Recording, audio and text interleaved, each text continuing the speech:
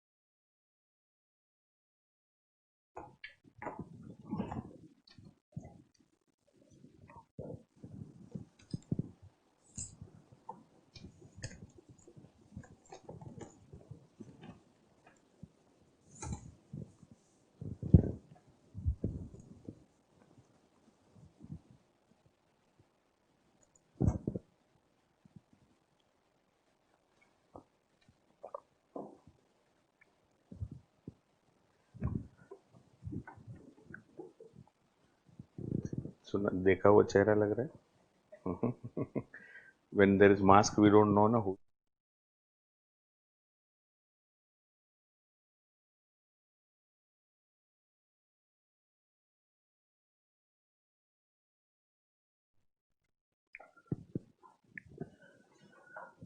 So, good afternoon and welcome to this discussion once again. So, I have already started some topics, no problem, it will be there in our app. So, that is, yeah, so that will not be a problem. So, those who missed out, today also I am relaying this live in YouTube, okay. So, but today will be the last that free live. So that we wanted to tell you how we are doing because it's a new program and I wanted to ensure that people should have a feel of things what we are doing. Okay, so that is the idea behind the whole thing. So I'll be giving some reading material also topic wise. I'll be giving, but I have not uploaded till now. That I'll be doing today. Even yesterday's material I'll be giving so that you will get some additional information which I might not have said in the class. Okay, so that can be of use for you. So, having said yesterday I was talking about Bangladesh and I could not finish because a couple of topics I could not do. So, I will be talking about yeah. So, yesterday the last topic which I said was that is Bangladesh growing closer to China at the expense of its relationship with India. I was talking and that is something which you have seen that because it's a reality. The reality of the world today is China has the economic might. So naturally, they will be able to persuade, and especially these poorer countries like in our surrounding, they will be always tempted because anybody will be tempted with money. Because tomorrow, even if I say that it's a debt trap, still if somebody comes and offer you money, there will be always a temptation. I mean whether to take it or not. So that is something which we cannot ignore. So, despite this, how can we ensure the good relation with Bangladesh or any other country? That should be our spirit. And whether it is Nepal, whether it is Sri Lanka, the same problem, the same thing we are discussing. So, the muscle power of China, the might, the economic might of China will be there because they have $2 trillion, more than $2 trillion as foreign exchange reserve. So naturally they can use all these things somewhere or other. Okay. So anyway, so now the next question in India-Bangladesh relation is despite the possibilities of unlimited trade, there are many bottlenecks in India-Bangladesh trade. So I mean, what are the shortcomings and problems there? That is a thing I would like to discuss. So it's not a very big one, a small one. Okay. So why, despite all these things, the bilateral trade is not flourishing the way it should have been because there are many issues between India and Bangladesh. So that is what I would like to talk in this particular. It's a small discussion, very small one. So there are many bottlenecks in India-Bangladesh trade, right? And if you if you look at the overall trade, India-Bangladesh trade. If you look at the trade between India and Bangladesh, say in 2018, 2018-19, the trade it was almost India's export to Bangladesh. Sorry, India to Bangladesh. It was $8.6 billion, and Bangladesh to India was 0.87 billion. So 8 plus 4, so almost $9.4 billion was the total trade 18-19, and this 2019-20, it has actually gone down. Yesterday also I was mentioning this, almost 12% reduction. India's export to Bangladesh is $7.6 billion, and but Bangladesh's trade has increased definitely. It is 1.2. So this has become 8.8. This was say 9.4 or 9.5, whatever it is. So definitely there was a decline rather than an increase. So India's export to Bangladesh has actually declined, and from Bangladeshi point of view, it's a big achievement because for the first time we could cross that 1 billion mark. You see this 1.2 billion. Bangladesh to India, the Bangladeshi export to India has reached 1.2 billion. That's a big achievement considering the fact that Bangladesh all through, the last so many years, so many decades, they were complaining that they are not getting enough opportunity. And so this decline is a matter of concern. Despite all the good work which you are doing, the decline is a matter of concern. And in fact, when you look at the Bangladeshi import, they are predominantly importing raw material for the garment industry. Garment industry. So they are predominantly importing raw material for the garment industry.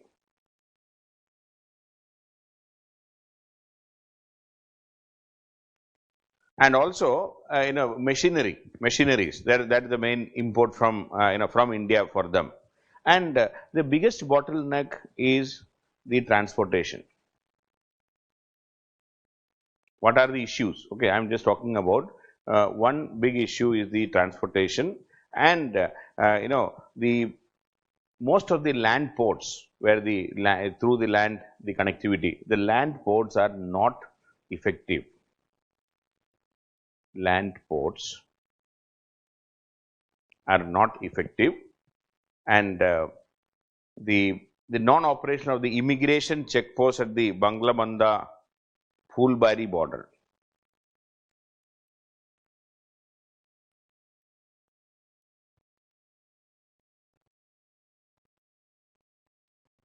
The Banglabanda Phulbari border immigration checkpost is yet to be operational. Immigration checkpost. It was promised for quite some time. Then poor infrastructure at Burimari. Burimari, Chengrabanda.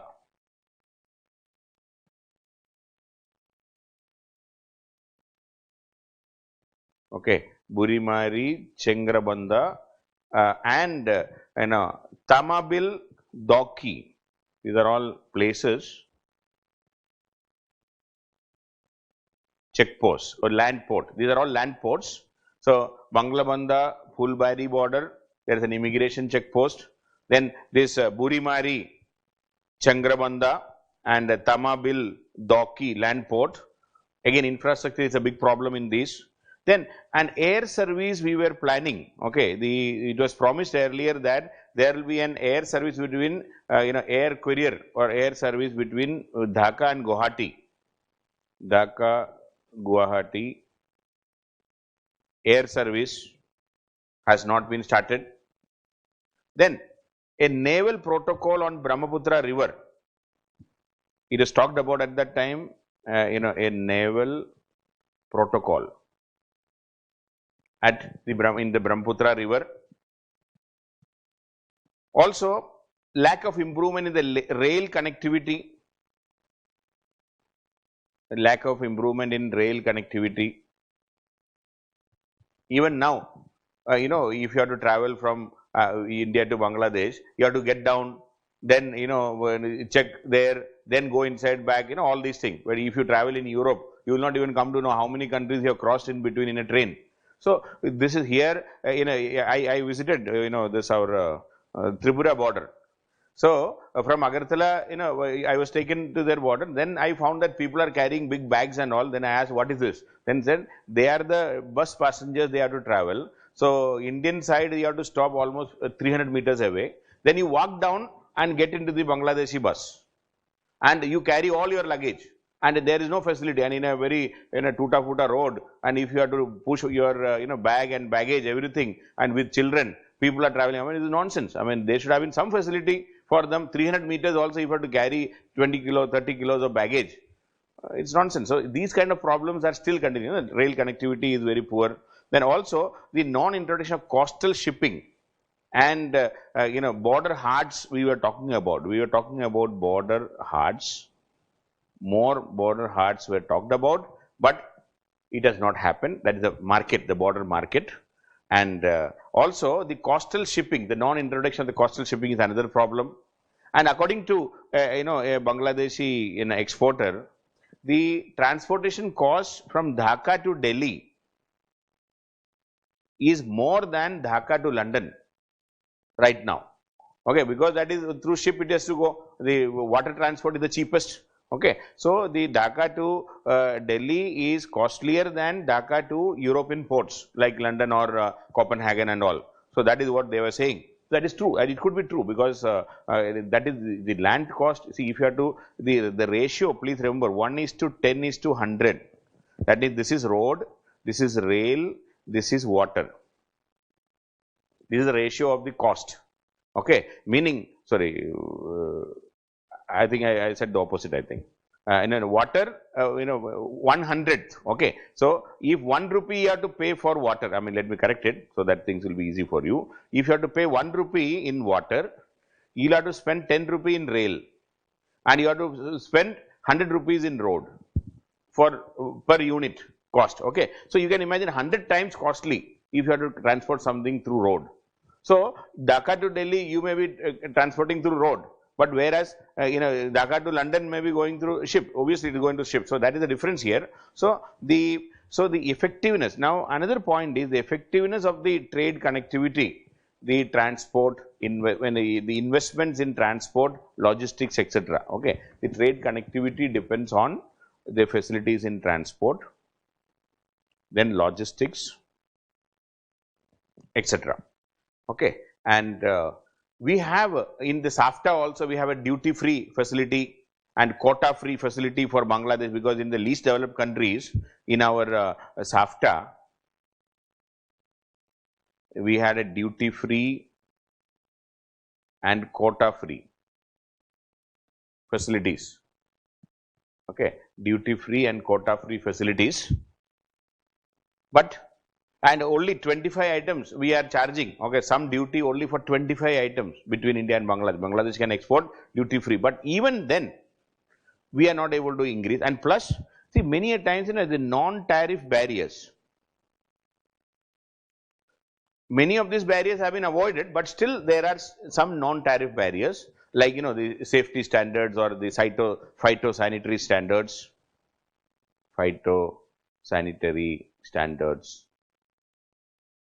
and forget about everything. Yeah, the bureaucratic attitude, that's also a problem. I am just reminded, one of my friend, and he is into this, customs clearing.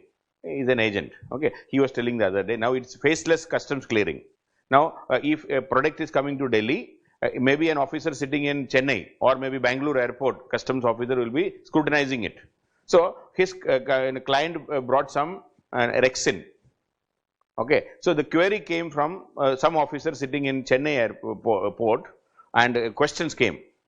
Where is the FSSAI certificate for this? He thought Rexin is some eatable. Okay, that customs appraiser in Chennai sitting there thought that Rexin is some eatable product. So he wanted the food safety certificate for the product. Then he had to write and tell Rexin is not eatable. It is not consumed as food. See, this is the problem. See, the bureaucratic attitude always will be a problem. Okay, so we need, all these things can happen without, even if it is duty free, still there will be problems because of this bureaucratic attitude also. So because of all these aspects, we are yet to see. We have the the river transport. We are yet to develop. River transport, if we can develop, because all these rivers are navigable from Bangladesh to India, it's very easy. We can go up to Haldia to Allahabad. The river navigation is possible in Ganga, but we are not able to do it in a very effective manner. So river transport should be improved. Then this border, it should be integrated border checkpoints should be hassle free. Border checkpoints, hassle free. So unless we improve infrastructure is very much important. Why China is able to export so much? Their biggest advantage is they have the transportation facility. It's very smooth, and that is why the turnaround time is very less in China. Okay, even a ship reaching the Chinese port, the turnaround time is very less. So that is how China is able to do. We need to go a long way in logistics and infrastructure. That is a problem. So that is why the question, I am repeating, that despite the possibilities of unlimited land trade, there are many bottlenecks in India. One is our attitude. We are changing, definitely a lot of changes are there, but it is not sufficient. We need to do more then only we will be able to handle this. And finally, one last question in Bangladesh: what can be done to improve the relationship between India and Bangladesh? That is the last question I would like to say.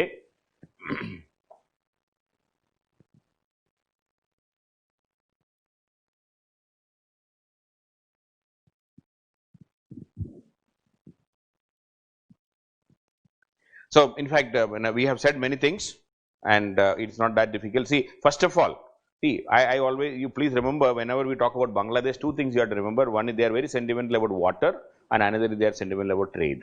Okay, the trade deficit is always a problem for them, because we have seen they have just crossed 1 billion. We are talking about 8 billion, so $7 to $8 billion trade deficit is always there. So, first thing we can talk about with Bangladesh as to how to improve is the Teesta water sharing, because that is it's a low hanging fruit, because there is nothing in that.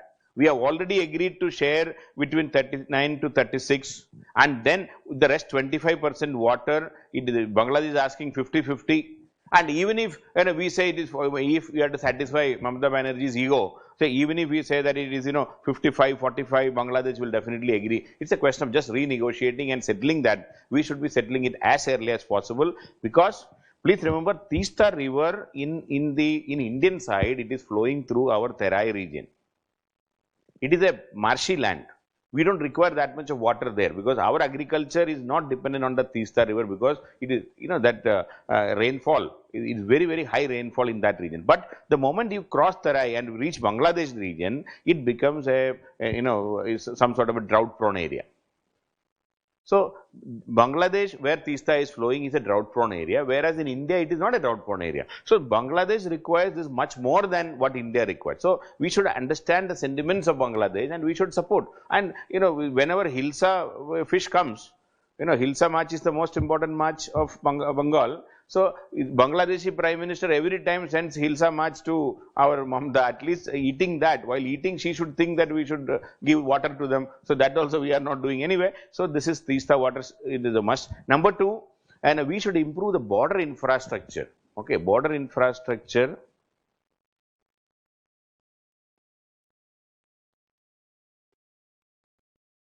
And if fencing is required, you do the fencing and all, so that we can reduce the illegal migration. One is reduce the illegal migration and increase the border hearts, because these are all thickly populated region. There will be a lot of interest in small time trade also, and the trade among the local community. It will improve the relationship between both the countries.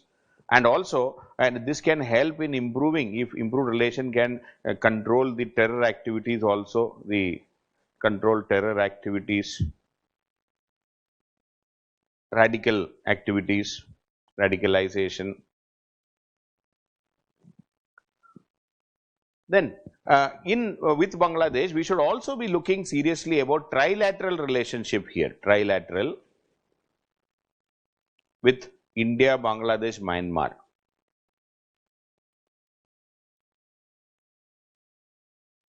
Trilateral relationship, India, Bangladesh, Myanmar. Especially, there was a talk about a gas pipeline, okay, and it's a gas pipeline.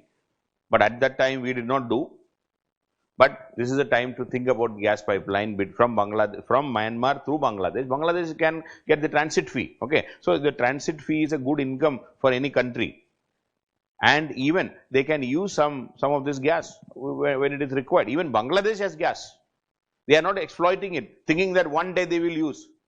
When is that day? We don't know. When will they be able to use? Because now we are all moving away from the fossil fuels. And if you preserve fossil fuel, and finally a day will come that we are not going to use it, at that time what is the use? So now it's high time for Bangladesh to use their own natural gas availability also, which they are not using right now. So we can think about the trilateral connectivity, or gas. And also the BCIM was talked about, but never, we could not progress. This is Bangladesh, China, India, Myanmar, where Kunming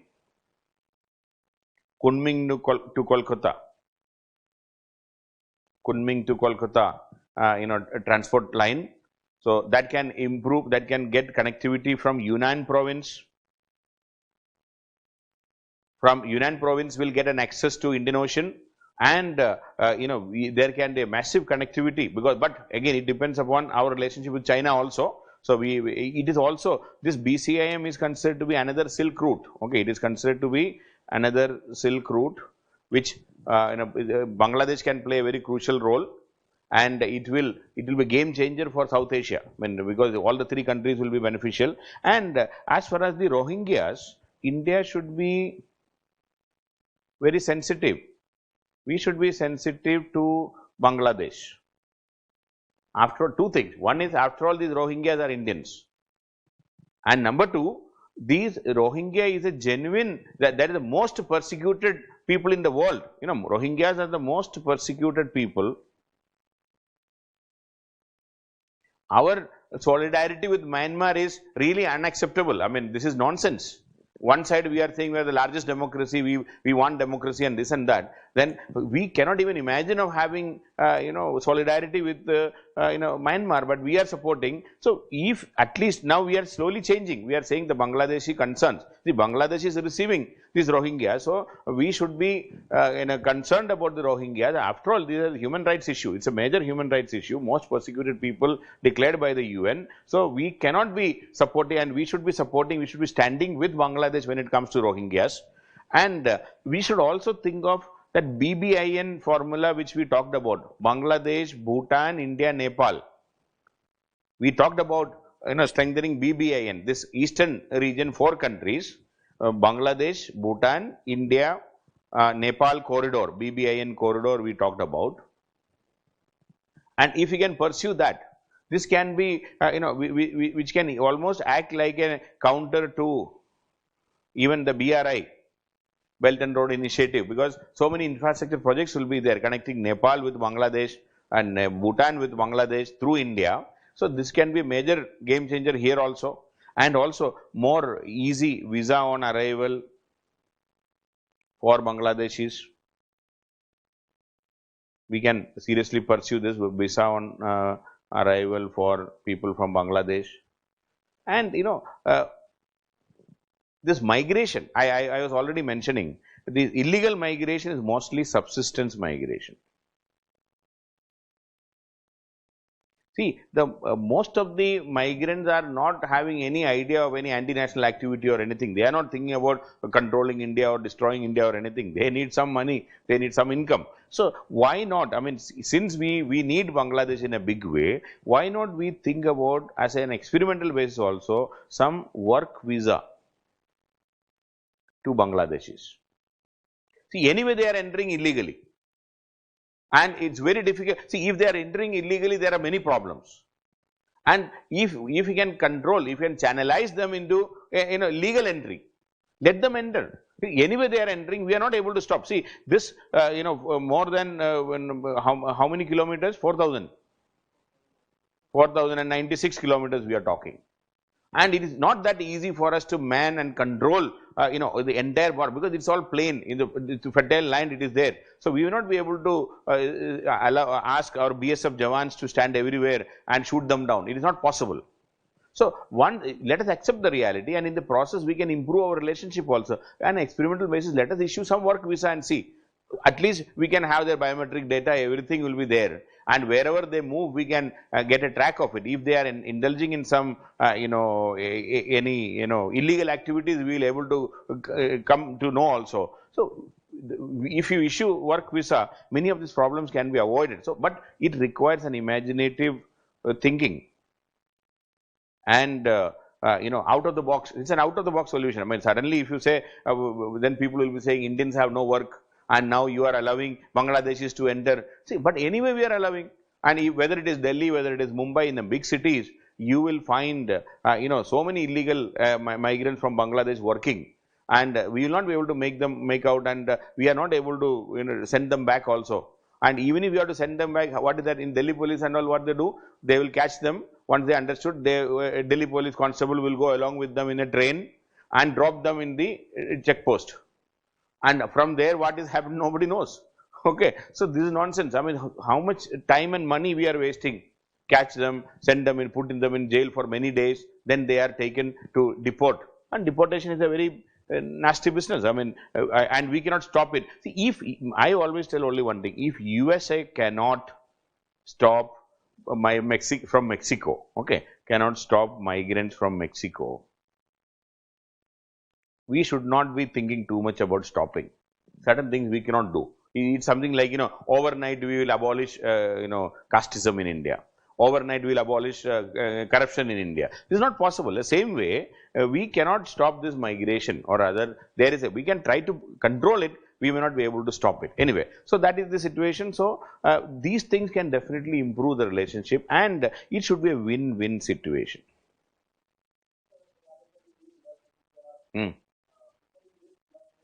No, we should continue our investment. There is no doubt regarding that. But even then, people see, if now we have already read in the newspaper recently that per capita income in Bangladesh is increasing and it may be overtaking India. And if this trend continues, Indians will migrate. You please don't mistake. Indians will be illegally migrating to Bangladesh tomorrow. I mean, it will be the opposite going to happen. So, things will change. But till then, let us issue so that the situation will change. See, it's all about economics. It's all about money. Wherever we get more money, we will go. See, now so many Indians are studying in medical colleges in Dhaka. I mean, recently when the lockdown was there, I was seeing one plane full.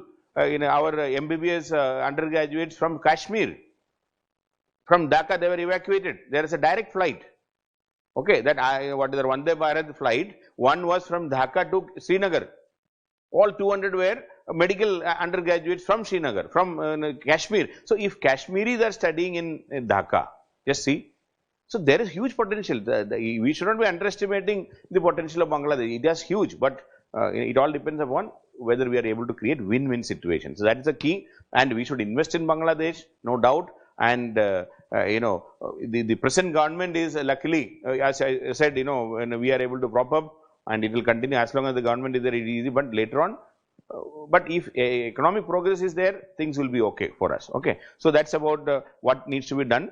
Okay, the question was very simple: how can we improve the relationship between India and Bangladesh? I mean, but as I said, among all the neighbors, we have the best relationship with Bangladesh even today. So, we should ensure, we should nurture, and we should not allow it to fade away unnecessarily. Okay, now moving into another topic. There is an FCRA amendment. Okay, I am just linking, even though it is not exactly an international issue question, but Amnesty International and all, they decided to walk out, or rather they stopped their operation. Now, I am just talking about that because there is an NGO related one question is expected this year in paper 2. Okay, so the stated objective of the FCRA Amendment Act 2020 is to bring greater accountability to the NGO sector. That's what the government said when it was introduced. The minister was very vocal and said that we want to bring greater accountability to the NGO sector.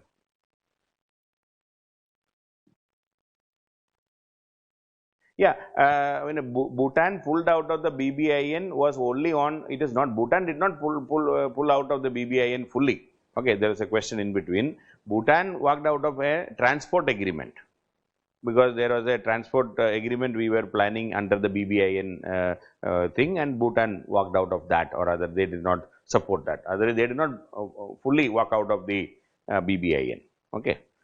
So, coming to the FCRA, I mean, not very difficult thing. So, let me just talk about that. What is FCRA? FCRA is the Foreign Contribution Regulation Act 1976. Foreign Contribution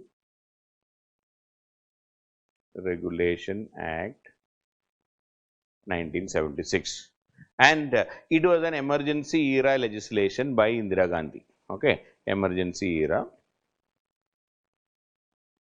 The idea was to keep a check on foreign influence in the social, political, religious and economic fabric. So, she wanted to control the foreign influence when the emergency was going on, okay, to check the foreign influence.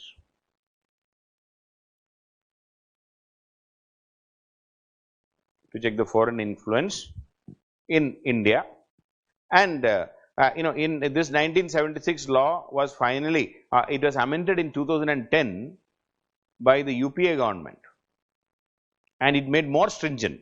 Okay, in 2010 itself, it was made more stringent, and any NGO which got FCRA permission, they have to re-register every 5 years.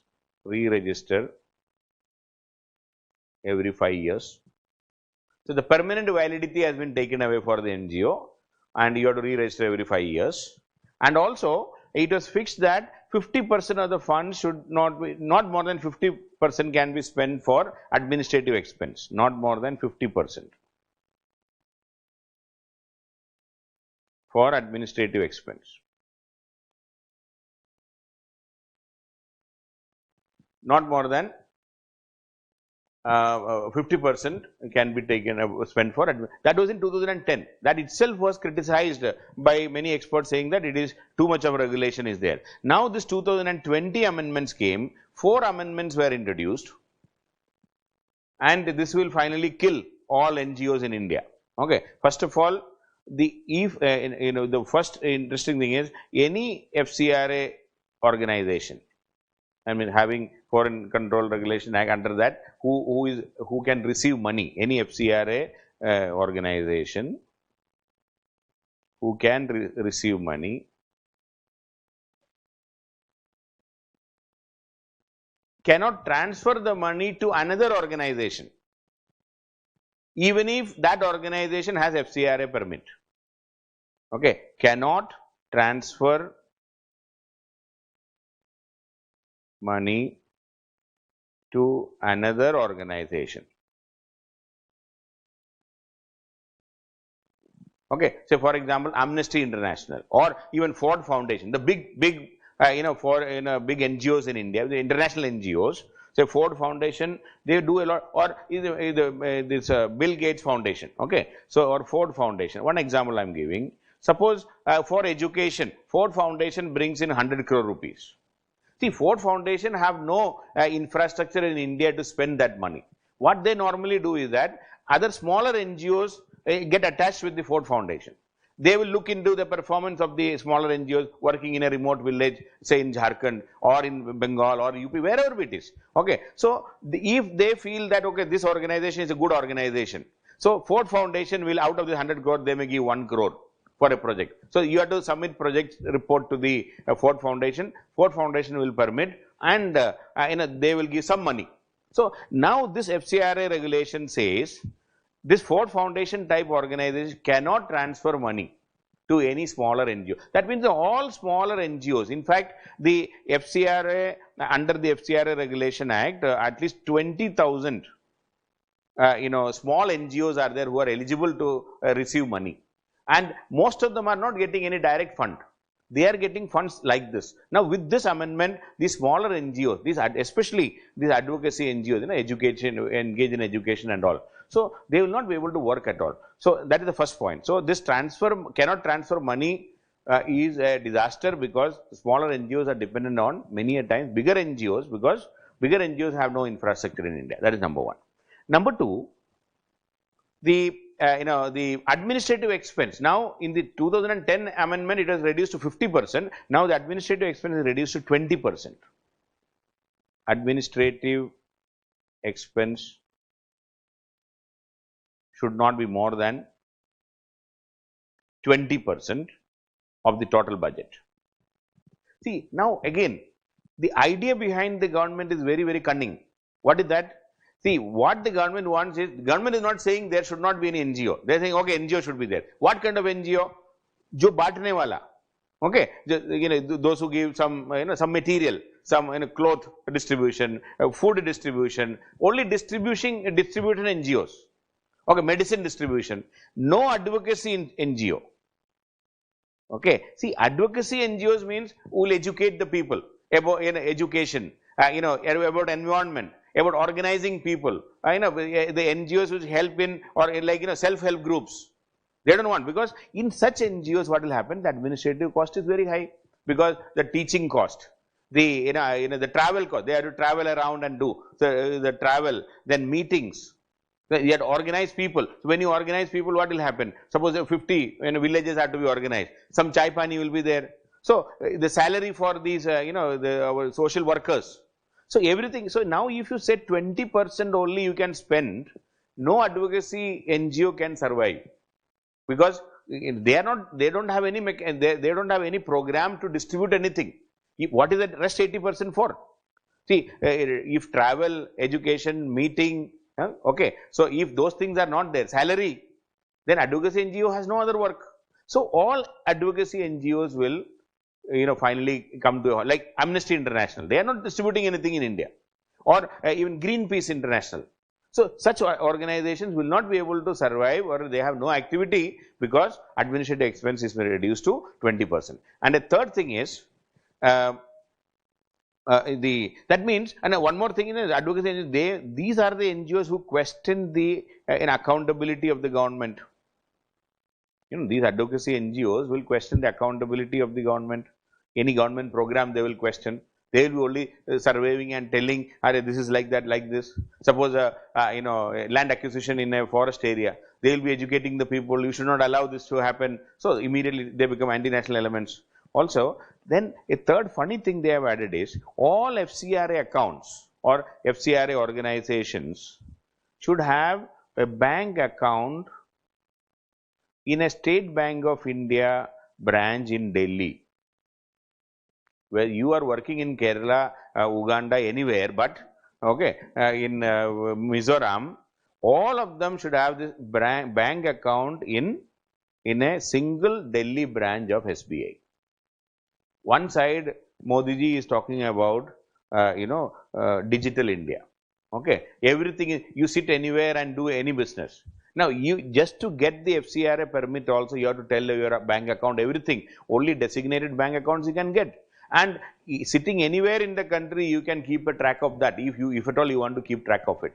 No money can come without the knowledge of the government, because every account, everything is fixed. FCRA account means very clearly mentioned. You cannot just, if you have I know a hospital in Ashoviar, so they got some fund from Japanese embassy, 50 lakh rupees. So you cannot deposit that check in any branch just like that. They had to deposit in a particular branch where the FCRA account is opened, and it has to go to Bombay for clearance. It cannot be cleared in Delhi. Very, very stringent. It took almost 1 month for them to get the money. So it was to buy some equipments. Okay, the Japanese government was giving. But the point is, when you have all the facilities, now you are saying FCRA bank account should be only in a particular branch in Delhi. That is number 3. And number 4, the investigating agencies and the government officials have given unlimited powers. Investigating agencies, unlimited power. For example, earlier there is a provision like, within 6 months the inquiry should be completed, or freezing of the assets should not be there. But now no such regulation. No, the inquiry can continue endlessly. Okay, so inquiry can continue endlessly. The investigating officer can even freeze the account and asset of the organization on the flimsiest of the grounds also. So this will give, the state has unlimited power to the agency, which is again unaccountable. When the system is, when there is no accountability, you can imagine what will happen. So these are the 4 changes brought. Coming to an analysis of this changes, the government says, now the question, I repeat, the government says, it is to bring greater accountability to the NGO sector. Okay, this is what the minister said in the parliament.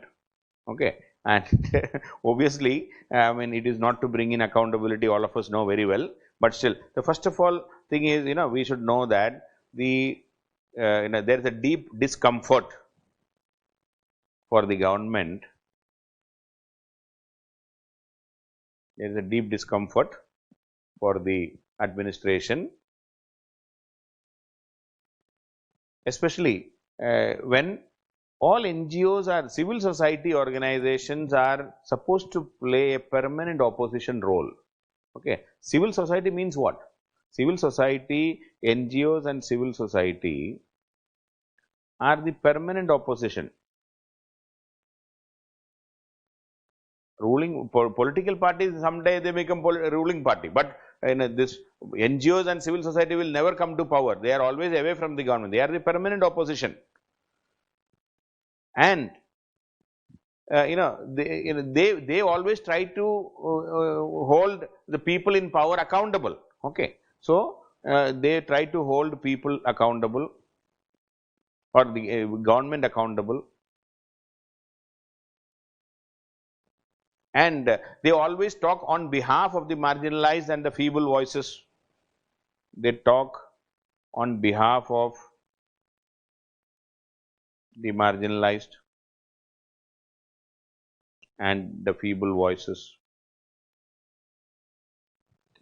So, and there is the NGOs and advocacy groups are always an inconvenience to the government.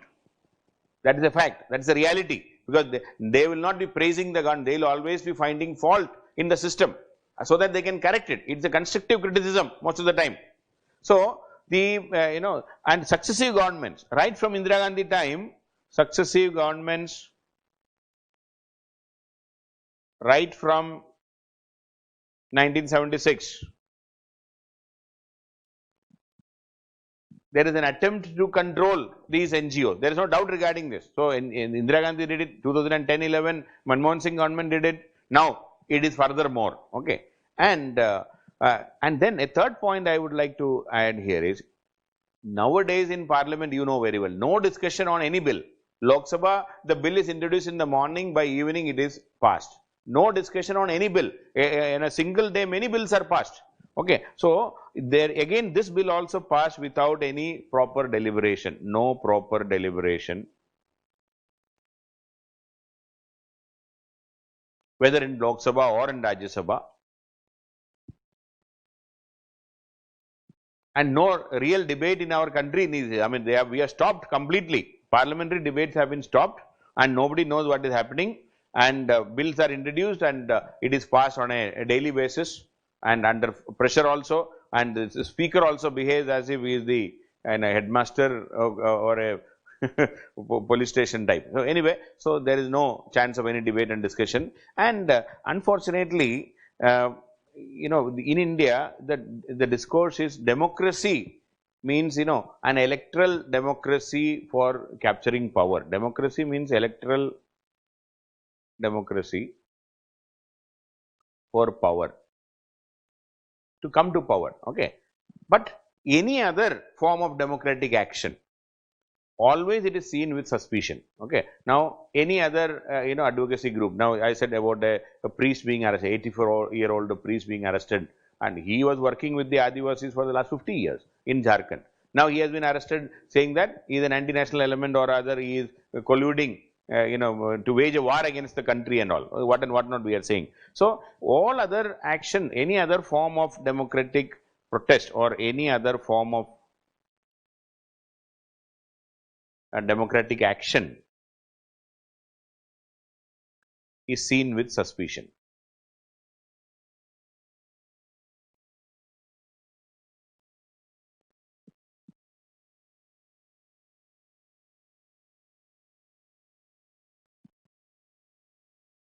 And now the government is insisting that it is to bring in accountability in the sector, but the fact is, already this is an over-regulated sector. Already the regulations are very, very stringent. Okay, already NGO sector is an over-regulated system. So, one argument is it is for accountability. What else accountability we don't know. Then number two argument is, many of these NGOs are involved in proselytization.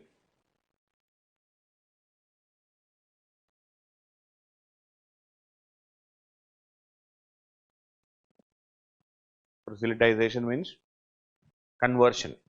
Okay, proselytization means conversion, religious conversion, especially the foreign NGO means immediately in our mind what comes is Christian missionaries sending money and converting people from Hinduism or any other religion to Christianity.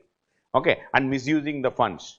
But again, there is no evidence in the last 10, 20, 30 years when you look, and more than 90% of the funds, or maybe even 95% of the funds are having no religious origin, and it is not going to any Christian organization also. more than 90% of funds are not going to any Christian organization, or it has no church origin. Funds have no church origin. So, this is an argument, but and there is no data also to prove that, and what we know is that most of these funds are not going for any, it is all either education, health, mainly it is going for education and health activities, So, that is where it is, and livelihood issues.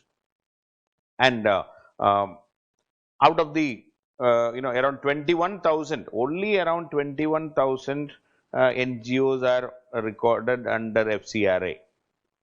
In fact, 2018, around 20,000 NGOs were, they lost their license in 2018, that FCRA license, and now only around 21,000 are left, and most of them get less than 1 CR funding, only, okay, or out of this 21,000 FCRA funded or other eligible NGOs, they get less than 1 crore funding. So, it is not a big amount. So, many people were saying that like we are talking about ease of doing business thing, there should be ease of doing civil society work, and there should be an ease of doing social work. The way we are talking about ease of doing business. So, ideally it should be there, so that they can work, but now unfortunately the idea has been only to scuttle great accountability. It is not happening, and the reason is the government is uncomfortable when it comes to the advocacy NGOs. When they question, when they try to ask questions, we don't want to answer any question, and that is a fundamental reason, and it is against the very spirit of democracy. We know it. Democracy is not just about election and electoral politics. There are so many other activities, the civil society, the NGOs, all are part of it, and these advocacy groups are very important, educating people, self-help groups, so many things are involved. That is part and parcel of democracy. So, we should be strengthening it rather than stifling it, but unfortunately right now we are stifling, and these things are not even discussed. I mean, in the newspaper also hardly you might have seen anything, and no article, nothing. There is no time for anybody to discuss all these things. These are all taken for granted that this is how things will happen now. This is how things will go in our country. So, we are in a very bad shape when it comes to this. So, coming to the next question, Amnesty International's decision. Yeah. See, in this act, I don't think we can talk any positive. What positive we can say? The 4 amendments which has been made, and the government, whatever the government's argument, I said, one is the government said we want to bring in more accountability. Now, what kind of accountability government did not clarify. Second, they are saying the proselytization will be controlled, but there is no evidence for any conversion in India. I mean, there may be some, that is, see, 1.3 billion people, some people will convert from one place to another. That is quite, we cannot stop everybody's thinking. Okay. Other than that, there is nothing positive we can see, but this is something, it is too draconian. It is too draconian. I mean, even a supporter of the ardent supporter of government also may not be able to say that is a wonderful law, because we should always understand only one thing. Most of these smaller NGOs in our country who are doing a great job, who are actually working on ground, they are surviving only because of this foreign funding. Some fund will have to come. Otherwise, the whole fund should come from within India. From where it will come, who will pay? I mean, see, some of these big foundations, like this Bill Gates Foundation and all, they are willing to spend money, and we are able to use it. See, many of the smaller hospitals, when you go into the villages, you will understand. Many of these hospitals, small time schools, so these are all running self-help groups. They are all running because of one or other NGO working there. So, if you try to say that no, NGOs are not required, and that is not going to help the country in any case, but the government feels otherwise. Government feels that हम ही काफी है, तो एक आदमी या 2 लोग काफी है ना इंडिया में अभी, so we can't help. So that is the situation anyway. So Amnesty International's decision to close its operation in India is a blow to the civil society. What is the government's argument for taking action against Amnesty? Do you think it is justified? Okay, now here I am talking about what is the precise issue of Amnesty International.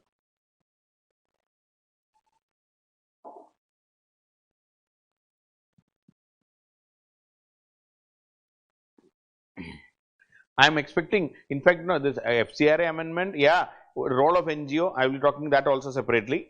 I mean, this is a one question because NGO has not been asked in the last couple of years. So, I am expecting a question on NGO now.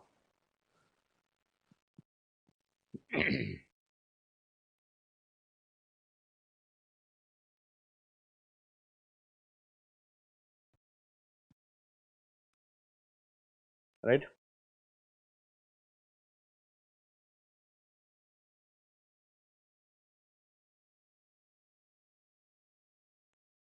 So, what about the things that NGO act as front for intelligence agencies of other? See, now, I mean, Virendra Singh is asking, what about the thing that NGOs act as fronts for intelligence agencies? If it is there, we will catch them here. I mean, it is India, we have all the, what you call, intelligence agencies are there. RAW is there, IB is there. If somebody is doing as a front agency for internet, you catch them.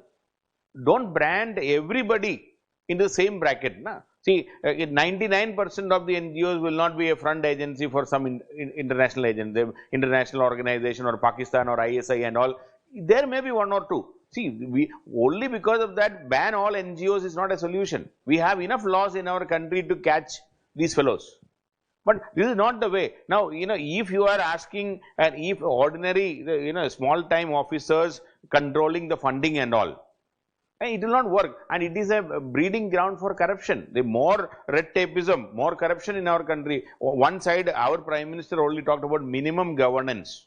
Sorry, minimum government and maximum governance. Now we are increasing the government. We are everywhere. Government will poke their nose and say, what is the NGO doing?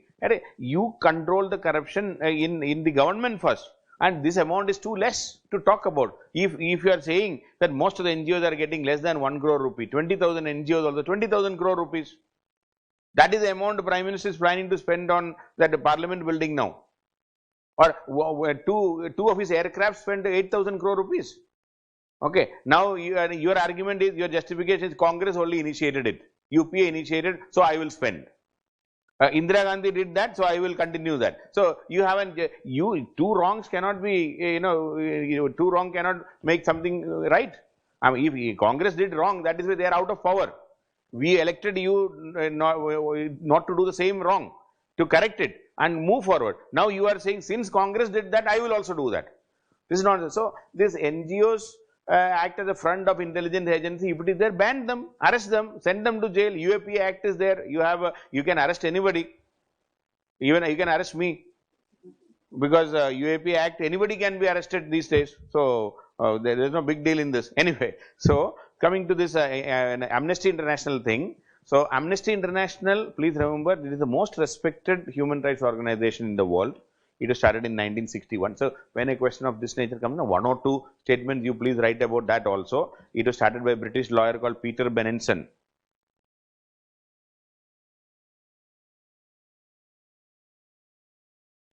Initiated by Peter Benenson, and British lawyer. And Amnesty International is based out of UK, and it got Nobel Prize for Peace in 1977. Please don't forget. And their main, they concentrate mainly on minority rights. See, in a democracy, whether it is Sri Lanka, whether it is Bangladesh, whether it is Myanmar, the minority rights are a big issue. Okay. Then ending torture, they fight for ending torture. They are against death penalty, abolition of death penalty. Then refugee rights.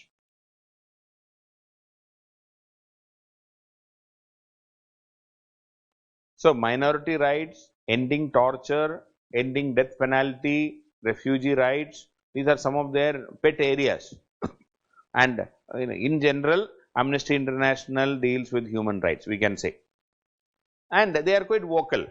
And it is not that, they may not mince words when it comes to, the issues related to human rights. And it is discomfort to many people, not only in India. Any authoritarian regime anywhere in the world, Amnesty International, whether it is in Russia, whether it is in Israel, or even in US, they are all criticizing Amnesty International by saying that you are a too leftist and this and that. Leftism is not a crime. That is what Donald Trump is trying to project right now. So anyway, so they are focusing on that. Now what has happened is, why they have decided to stop in India. In India, the issue was that the government has frozen their bank account in September 2020. September 2020, bank account got frozen. It freezed the bank account, and the constant, they are alleging that constant harassment by the enforcement directorate. Enforcement directorate is the biggest weapon of the Modi government.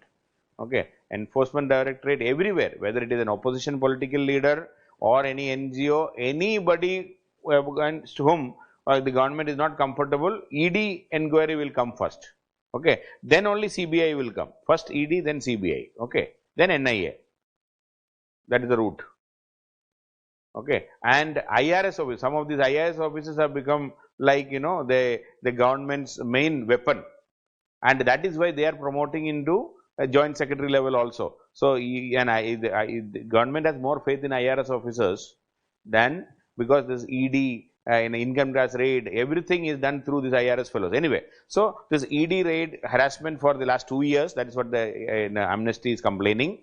Then the intrusive scrutiny from the state agencies, intrusive scrutiny.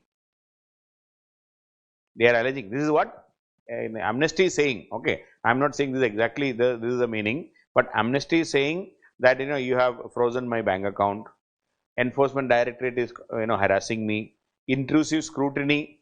Then, this Amnesty was very critical of abrogation of Article 370, no doubt regarding this. Article 370 abrogation, Amnesty criticized, and the Amnesty was very critical of the police stand after 370, the way army and the police is behaving in Jammu and Kashmir, and they also criticized the internet ban in Jammu and Kashmir. So all these things were been taken up in a big way. So that Amnesty is saying that we have taken a stand on this, that is why you are asking us to close now. What is the government stand? What is the government telling? Number one, the government says that non-compliance with the Indian laws. Amnesty is not complying, non-compliance with the Indian law. Okay, and in fact, what is happening is, Amnesty was never, registered with the, FCRA Act.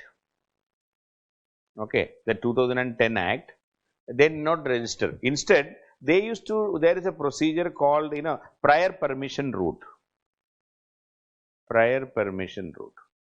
If you are not registered with in FCRA as per the FCRA guidelines, you can, but still you can receive money if you get permission from the government. So every year Amnesty used to apply for a permission, and since Amnesty is such a reputed institution, the government used to immediately give permission for receiving the funds. Okay, so the prior permission route was, but last year the government stopped that, and when the government did not give prior permission, instead of an this as a NGO fund, they brought this money as an FDI. Okay, they accepted fund through foreign direct investment. So when Amnesty was not getting money last year, they accepted fund in the FDI route, which the government said that is a violation of FEMA. First, you did not get permission. So when they did not get permission, they brought the money. Some CAs might have told them, let us do like this. So they brought the money through as a FDI route. Then once they brought this money as FDI route, the government said it's a violation of Foreign Exchange Management Act, FEMA Act. Okay, it is a violation of FEMA, Foreign Exchange Management Act.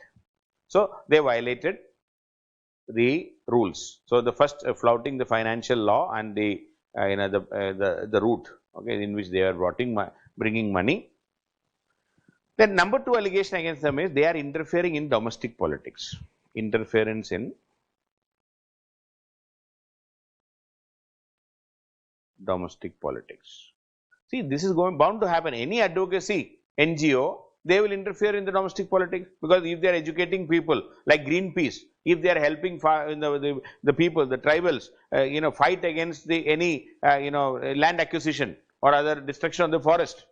So naturally, it is interfering in the domestic politics, and these advocacy NGOs are even branded as anti-nationals because they are anti-development. They are even branded as anti-development, anti-national. That is how. When this Amnesty talked about human rights violations in Jammu and Kashmir, it is interference in the domestic politics.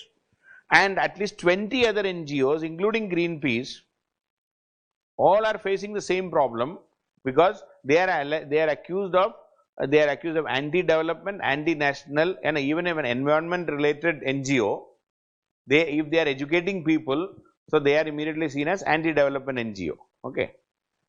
Then, so these are that is what the government is saying. The government is saying they are non-compliant with the Indian laws. They have violated the financial law they violated the FEMA Act, Foreign Exchange Management Act, and also they are interfering in the domestic politics. That is why they are taking strict action. So, but coming to a final analysis of this.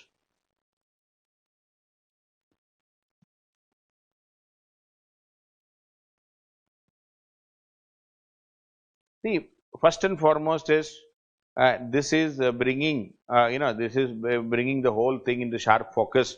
Whether are we doing in a democratic way? All these steps, definitely this is seen at the critics' point of view. It is seen as an anti-democratic spirit. The steps taken by the government is in the anti-democratic spirit. There should be space for civil society.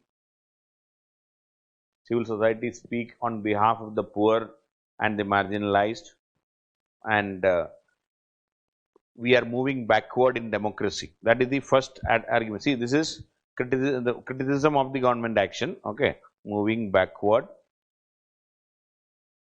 in democracy, no doubt. Number two, this is creating a climate of fear. See, if you are striking at the root every time, anybody criticizing the government, immediately if there is an ED, Enforcement Directorate, or even an IT raid, and if money is not there, nobody will be able to talk anything. Okay, so you can easily silence the opposition, whether it is opposition leader or so. This can create a climate of fear. That is what, so that NGOs and advocacy NGOs, especially advocacy NGOs, can be silenced. They will not be educating, they will not be helping the people. And this government action ultimately is definitely affecting the fundamental right. Fundamental rights are affected. The freedom, the basic freedom of speech and expression, the basic rights of freedom, fundamental rights of freedom and expression, then assembly, association, all these things, international human rights, everything is affected. Fundamental rights are affected. And number four, is also showing an great intolerance to criticism.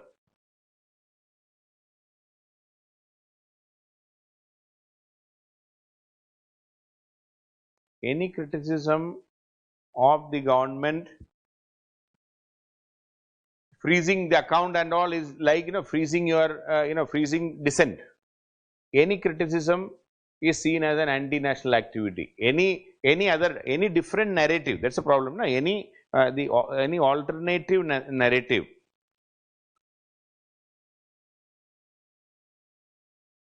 even an alternative thinking about development. Okay, see, government says, okay, there should be a hydroelectric power project here.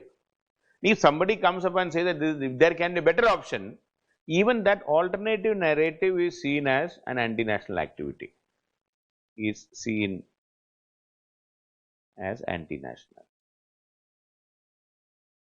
This alternative narrative itself is seen as an anti-national activity.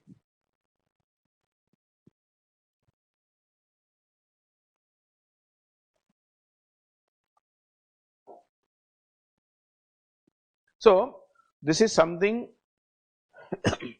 very, very serious. But what is the way out and what can be done in this? I mean, your national interest also, and at the same time, these democratic process should work. A couple of points. One is, of course, we have to be more, tolerant, constructive criticism, tolerance. Government should be should show tolerance to constructive criticism. It's a must. See, now, in fact, it's applicable. Anybody in power, they should be magnanimous in power. And even Supreme Court, they should be magnanimous when it comes to criticism. They should ignore a bit, and they should also, if something constructive, they should incorporate it rather than silencing the fellow who said it. Okay. So, that constructive criticism. So, in fact, we are trying to silence and stop any critic. We are trying to stop and silence any critic. That is the problem. And if at all, we should be doing a bit more softer action. If NGOs are finding to be doing something which is not acceptable, there should be proper communique, action, notice should be given, rather than restricting the freedom of speech and all. Let us take action, and then don't allow the smaller officers to take action. This is the biggest problem, because that is amounting to corruption, and definitely the attitude of the government has to change. Now, they have done a great job in our country. I mean, all the NGOs, attitude of the government towards NGOs should change. There is no shortcut.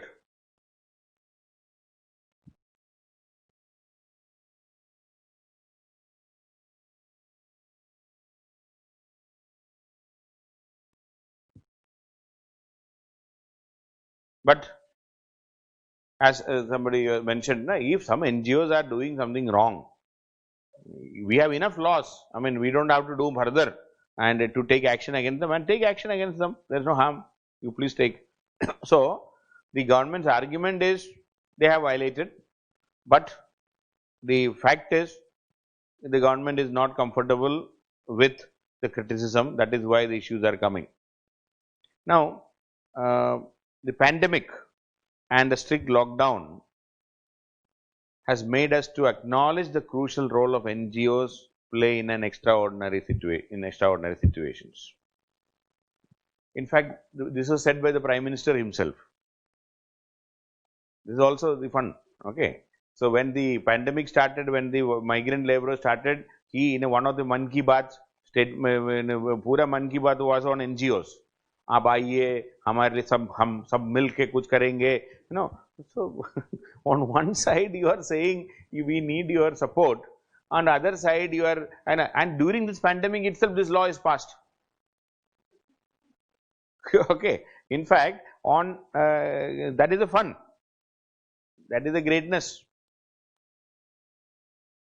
Okay. Not only that, Niti Aayog CEO, he wrote a letter to all NGOs saying that please help, please come together, हम ये करेंगे. And now the PM care क्या है? What is this PM care? That is also supposed to be working, this NGO and the civil society working for the people in the pandemic, and he is keeping money, and they are selectively giving money to people now. So that is not accountable. CAG will not account it, Parliament will not account it, RTI will not accounting it. So that is very, very good. I mean, that is what we want. So things are moving in a very strange direction. Anyway, so why I am saying this question, because this was, the Prime Minister on 30th March 2020, reached out to the NGOs, okay, and he called on the NGOs to help the government during the lockdown by providing basic necessities to the underprivileged, supplying medical and protective gear, and assisting with awareness campaign on social distancing. He was talking about support the government with basic necessities to the underprivileged, supply medicines, protective gears, educate people about social distancing. All these things, it was asked by Prime Minister on 30th March 2020. Then on 6th April, Niti Aayog, okay, wrote to more than 90,000 NGOs in the country seeking their assistance in delivering the service to the poor in the pandemic, okay, wrote letters to more than 90,000 NGOs.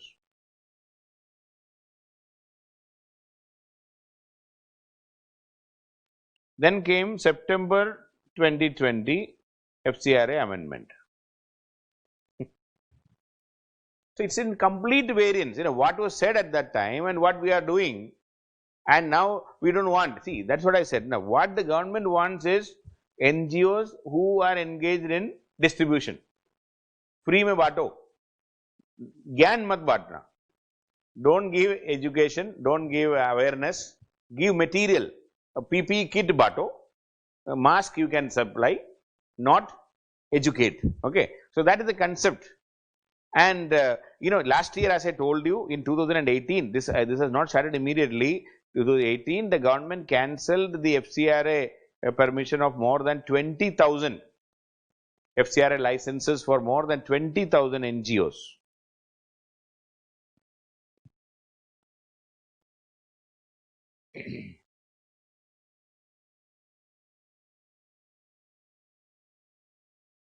So, any opposition to the ruling or the government's ideology is seen as against the national interest. I mean, that is what any NGO, opposing the government ideology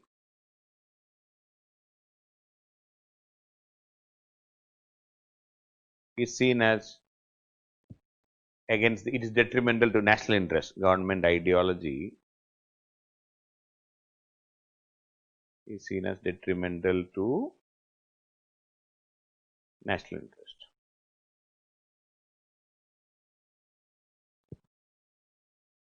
In fact, there was a CBI was asked by the Supreme Court in 2015 to find out how many NGOs are there, and CBI reported that across the state, even registered with the states and all, put together there are at least 3.1 million NGOs in India. CBI, see, first time we could try to get a total number of NGOs. Right now in 2020, it could be at least 3.4 million, it seems. But the number of NGOs who are eligible to get FCRA and all are very, very less and nothing. Okay. So, this NGOs, when it comes to the role of NGOs,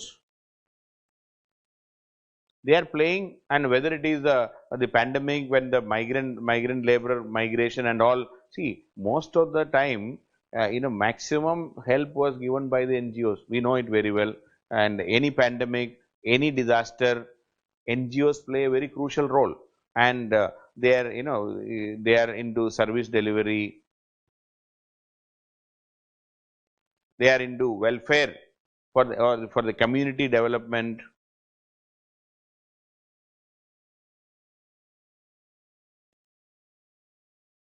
They are into promoting democracy, human rights, environmental issues, all these things. And in a country like India especially, NGOs play a very crucial role because our social sector spending is highly inadequate. We know how much we are spending on education. How much is that? How much is the percentage of GDP? Less than 2%. Health also less than 2%. Okay, around 1% I think health. So, education and health, as a percentage of GDP, we may be spending total less than 2% or around 2%, we can say 2 to 2.5%, both put together. So, in such a scenario, there is a huge gap, and this gap is filled by this NGOs. So, this gap is filled by NGOs, especially in the social sector. because the social sector spending in our country is very and highly inadequate. Okay. And second point is, another point is, when it comes to the social security or safety nets, when we say, as far as the medical insurance is concerned, as far as the pensions are concerned, as far as the support for any physically challenged or any mentally challenged or any person for that matter, these safety nets are very feeble, or I will say even widow pension if you are talking. So, the safety nets are highly inadequate.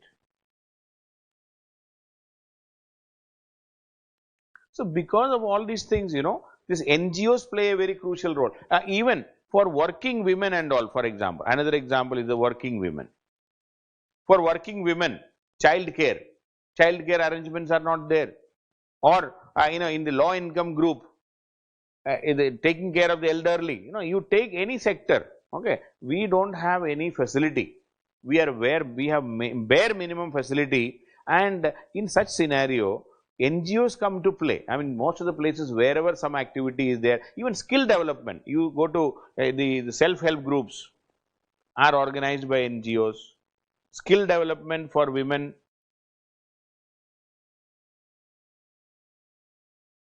especially for women, it is by the NGOs.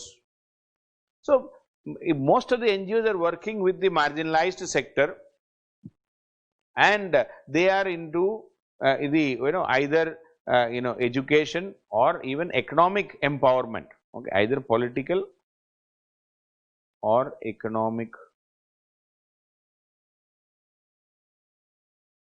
empowerment. Then another big area where our NGOs are working is in the environmental sector, especially the global warming and the environment sector. Especially in the context of the global warming, even helping people for the clean air, or the distributing even the chula,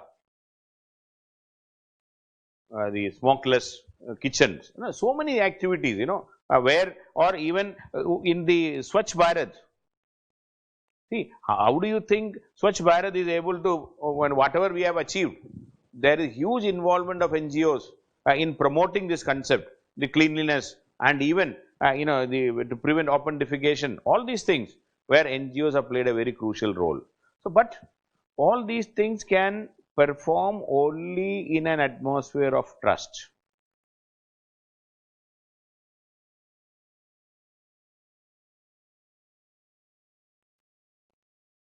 Okay.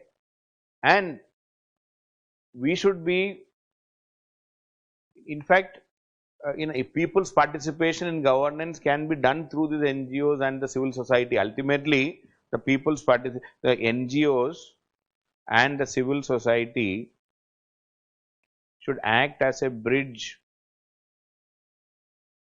between the government and the ordinary citizens.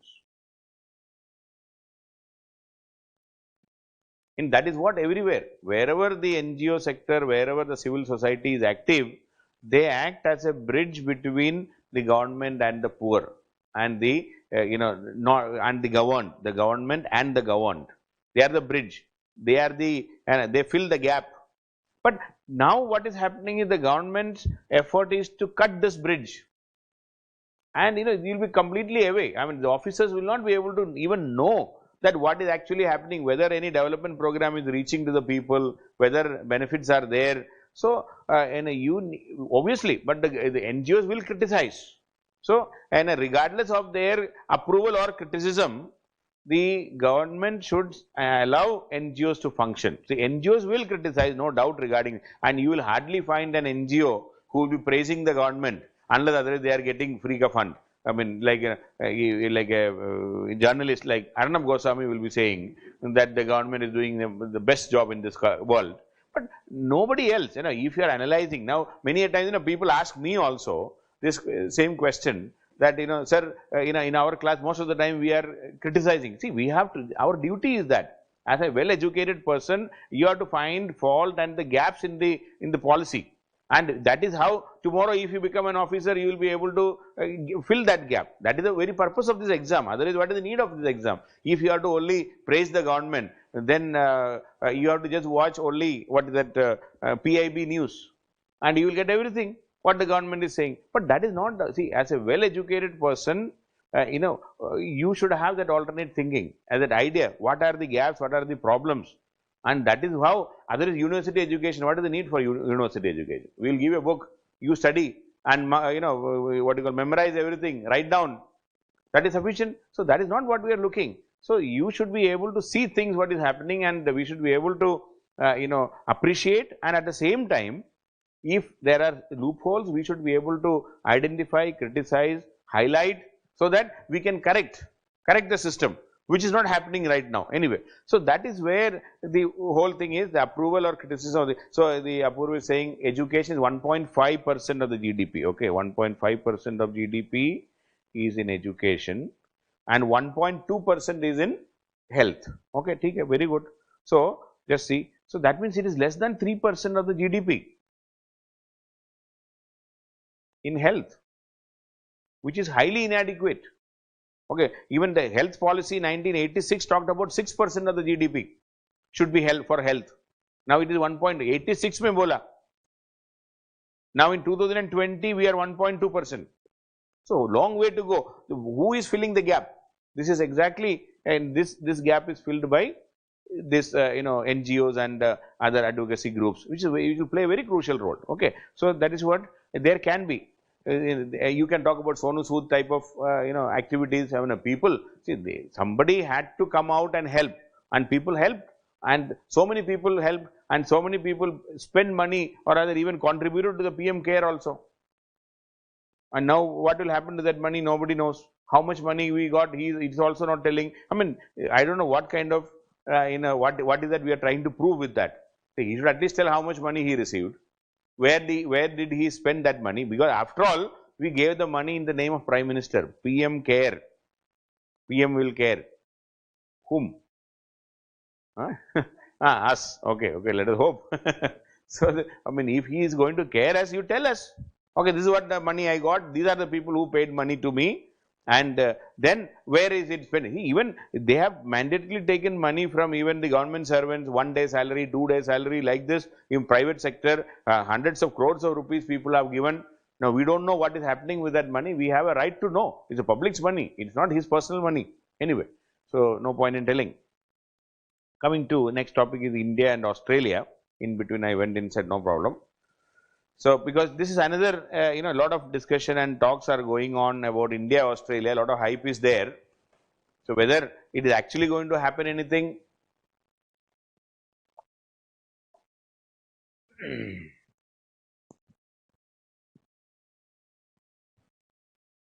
so there is a definite upswing in the India-Australia relation in the recent past. Discuss the challenge. So, in general, see, normally in such a question, you should talk about a bit of trade, any recent in a meeting, okay, and what are the areas of concern, what are the issues, like that 3-4 areas we will be always talking. The same thing we will be doing it here also.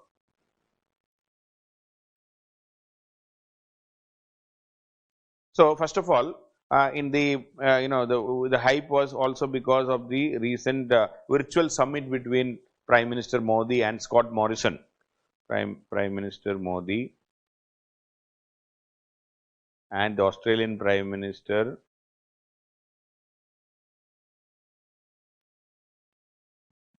Scott Morrison. And in fact, if you look at the India-Australia relation, Jawaharlal Nehru at that time, he believed Australia is a natural part of Asia. Nehru always said that Australia is a natural part of Asia. Okay, Australia is a natural part of Asia. And in fact, he invited Australia for the Asian Relations Conference and all. Okay, invited Australia for the Asian Relations Conference. Then, but things, because Australia was in the, very well, Australia was in the Western Bloc. We were mostly friendly to the Russian Bloc. So, but Rajiv Gandhi's time, Rajiv Gandhi visited Australia in 1986. After Rajiv Gandhi's visit, it was Prime Minister Modi who visited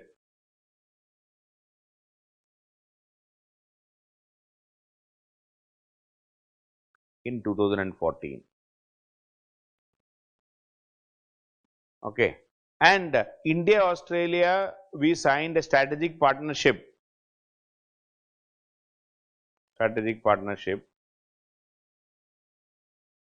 and a joint declaration of security cooperation and security cooperation in 2009.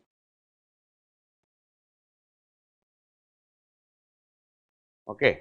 And since then, since 2014, there is political instability in Australia, and 3 prime ministers visited India. Okay, all the Australian prime ministers visited India. And when it comes to, so the two-way visit, 14 Indian prime minister visited, and Australian prime minister also visited India. Subsequently, the new prime ministers, all of them visited India. Now, as far as the trade is concerned, trade is in favor of India. India's export to Australia is around 18 billion Australian dollars. Sorry, 21 billion Australian dollars. Yeah, it is in 1819.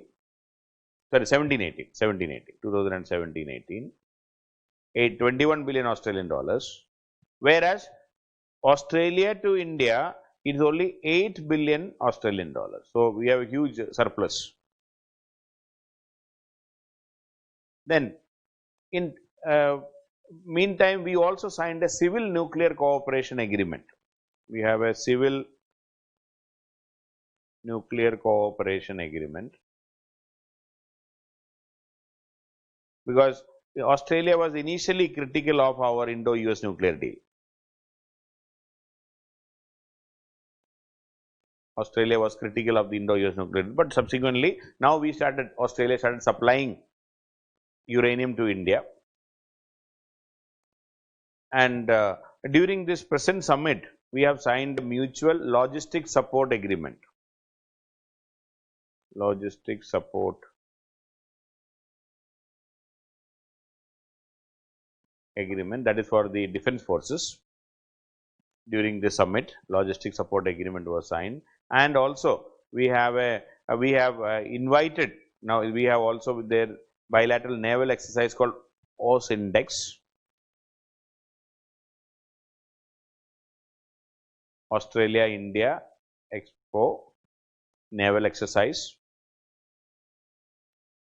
and we have finally invited Australia for the Malabar series, and every likelihood is that Australia will be joining in this year. I mean, they have agreed. So, earlier it was an Indo-US, then Japan joined in 2015, now Australia is joining in 2020. Okay. And another big area of cooperation between India and Australia is in the education sector. At least 1 lakh Indian students in Australia, especially in the higher education, especially in the post graduation and all. And even Australia has a new Colombo plan, where around 900 Australian students are given internship and exchange program in India. 900 Australian students.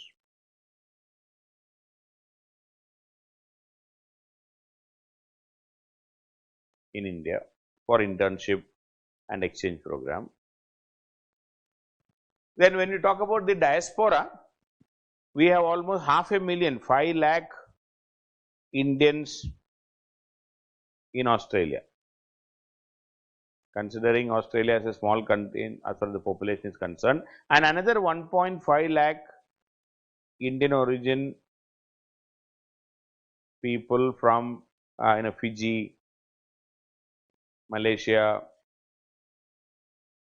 okay, then Kenya, South Africa.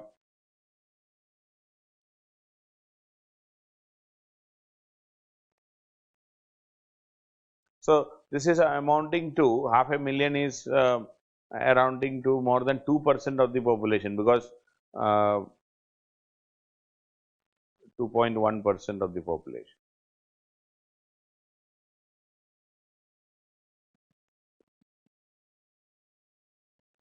The total Australian population around 20 million.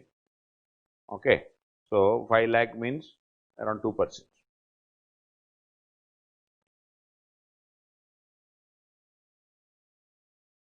See, and there are the areas of cooperation. When we talk about Australia, we have areas of cooperation. One is of course on education field, because India is finding Australia as among all the big fellows, this is the cheapest or rather where Indians are finding it easy to go, and so education. And also in the COVID pandemic, Australia managed it better, and called a controlled adaptation. They called it as controlled adaptation, and India can learn a couple of lessons from the Australian model of controlling it. I don't think we can learn anything right now because everything is out of control. So, but they talked about controlled adaptation. Then Australia is an agrarian country in the sense, a substantial amount of their economy, GDP is based on agriculture and animal husbandry. Agriculture and animal husbandry. But of course, it is extensive farming. But still, India can learn a lot in food processing, in agriculture, in food processing. This is one area where we are identifying in R&D in Australia, where we can actually learn a lot. And another area of concentration and focus is Australia has very rich natural resources. Australia has rich natural resources, and India, obviously we need as maximum as possible, no doubt. So, we can actually get, and when it comes to strategic issues, so we have a increasingly common position in many issues right now. Increasingly common position in many issues, and Australia, the ASEAN is a common factor for us, and through ASEAN, and even Australia has deep economic, political and security connections with ASEAN, and also when it came to the RCEP negotiations,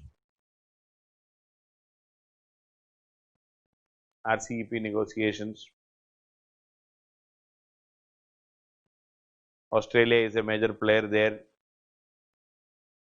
And also both India and Australia have common concerns about China.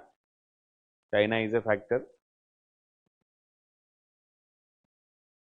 And even in Quad, the quadrilateral security dialogue, we are the geographically most proximate people out of the four. India is closest. I mean, Japan, of course, when you see the sea route, it is quite far away. So, Quad we can say is geographically more proximate.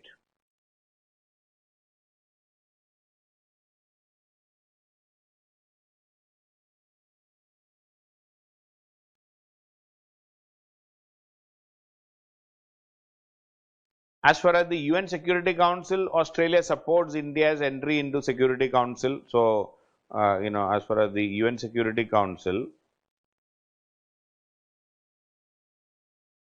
Australia supports India.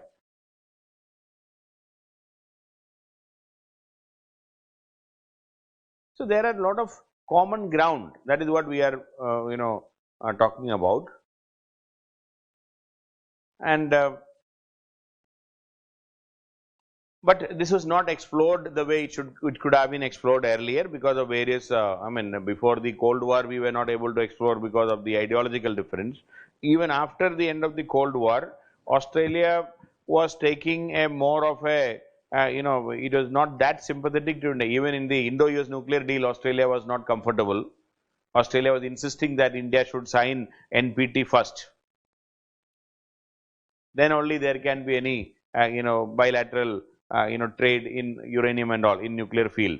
So Australia was taking a high moral ground till 2014-15, but subsequently they have relented. They understood that there's no point in, because of our moving, when we started moving closer to US, even Australia realized that there is no point in fighting it out like that. Okay, so slowly Australian attitude or rather approach towards India started changing, maybe in the mid 2000 and maybe around 2014-15. By that time, the attitude and approach of Australia towards India changed, because even after the economic liberalization till 2010-12, we can say even after the Indo-US nuclear deal also, Australia was not that comfortable with India because of the India not signing NPT.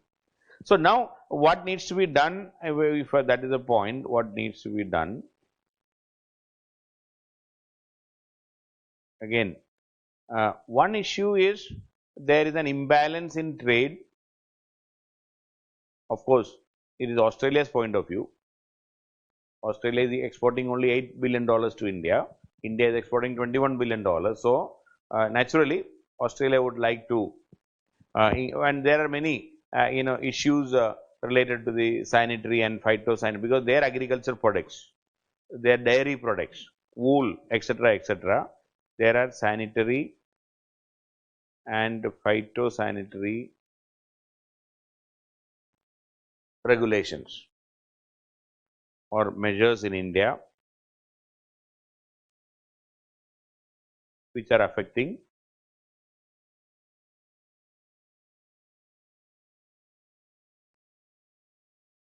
sanitary and phytosanitary measures in India which are affecting the Australian export to India. So, they wanted to, and also Australia is finding difficult to export service export. The services, the share of services in Australia's export to India is minimal. Services share is only 4%, 4.3%. So, there are many legislative barriers in India. That is what Australia is complaining. There are many legislative barriers.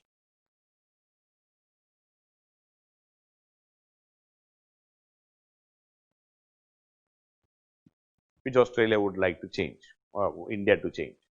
Then there is also a fall in FDI from Australia to India.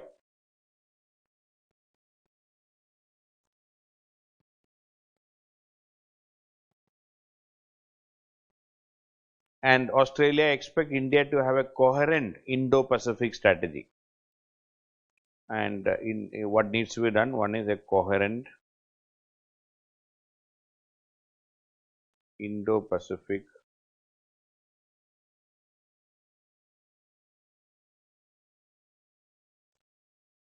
strategy by India, meaning we are all talking about many things in Indo, there is no clarity, more clarity regarding what exactly is our approach, all these things, So, and now, because one example is we were not very clear whether we should invite Australia to this Malabar series. So, but finally we invited after China attacked India and we lost some soldiers. Now we realize that okay, we should call. So, these kind of things, some lack of clarity.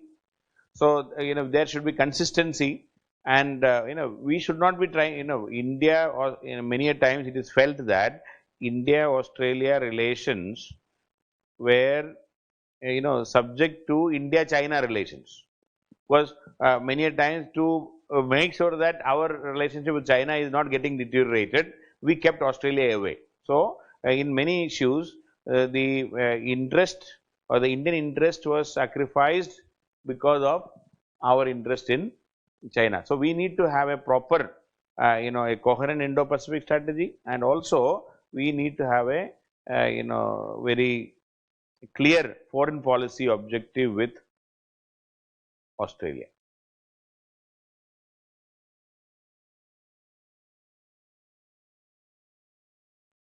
A clear foreign policy objective with Australia.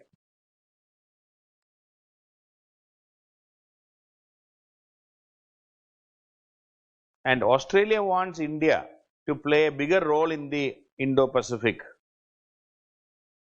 Australia wants India to play a bigger role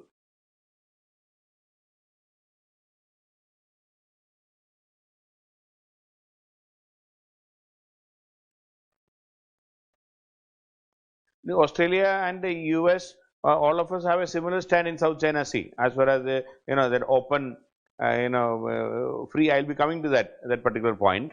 Okay, so they are also clear in that. Okay, now and so that is the in general. See, if there is a question is upswing, but the challenges and concerns, it is a general question. I mean, I don't think there can be, but Australia is important. India, Australia is important right now.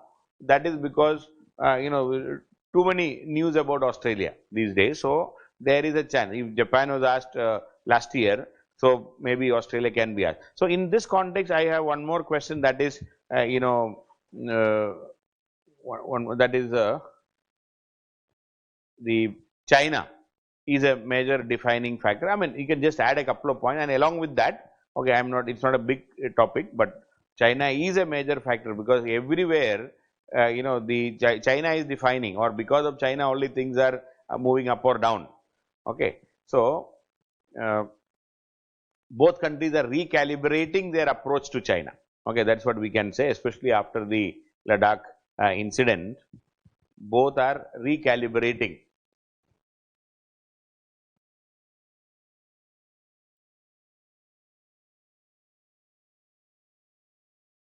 Okay, both are recalibrating their approach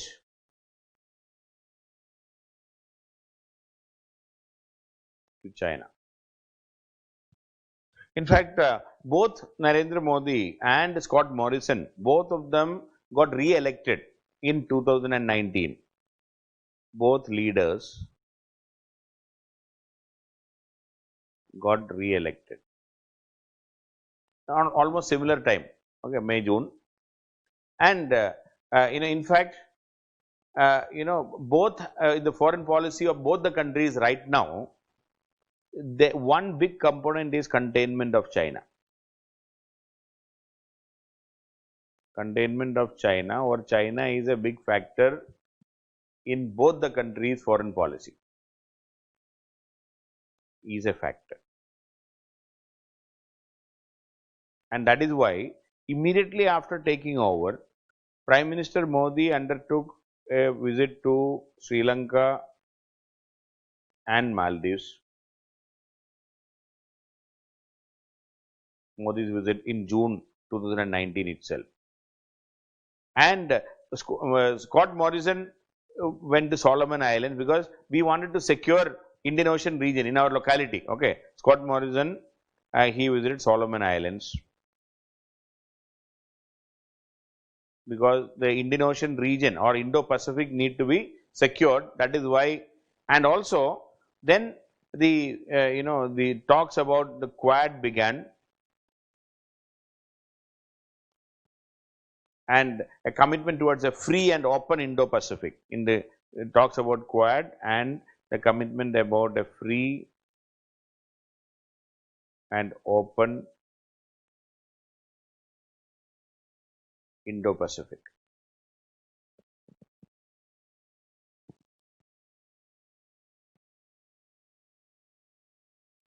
Okay. Now, but despite this, there is a difference in approach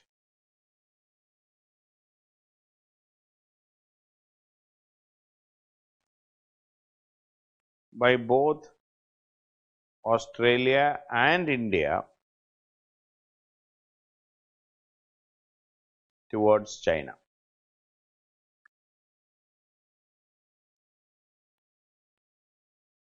Okay.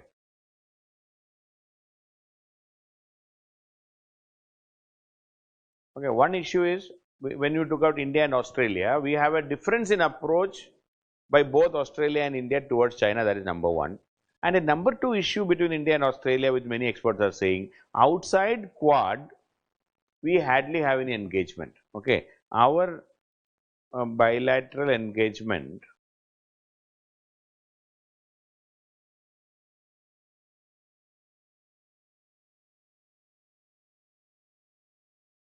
is limited.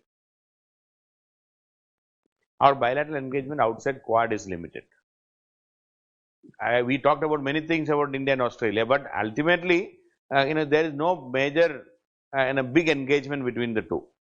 And as far as the approach towards China by India is concerned, I mean, till recently, our approach, India's approach to China was, one, India is again targeting China, no targeting of China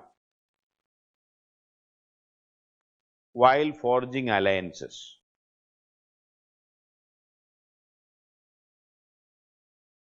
Alliances should not be forged specifically against China. I mean, we should not be targeting it. That is the one point we said. And India always supported multilateralism.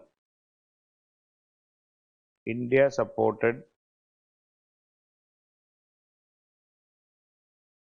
multilateralism and protect these interests of all stakeholders. Okay, India supported multilateralism and protect the interests of all stakeholders. Supported multilateralism, protects the interests of all stakeholders.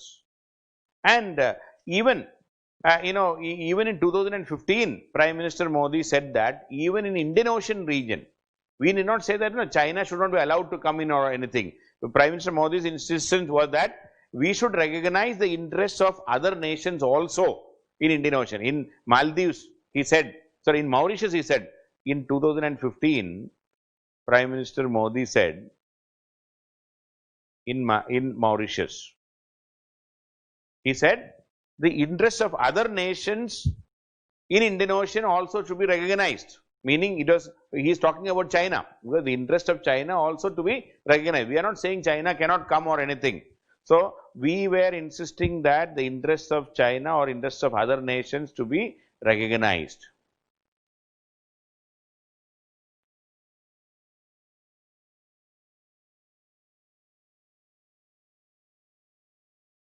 Other nations to be recognized.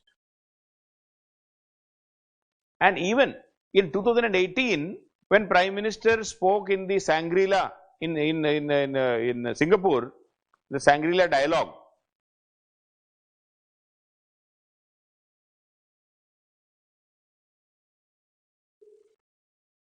in 2018, Shangri-La dialogue, he said that, and the inclusive engagement or other Indo-Pacific should not remain a limited club. He was talking about it should be Indo-Pacific dialogue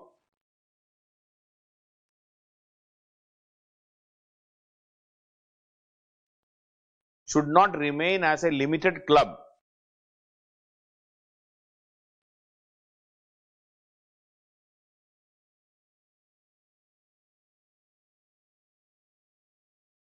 Okay, even the Shangri-La dialogue.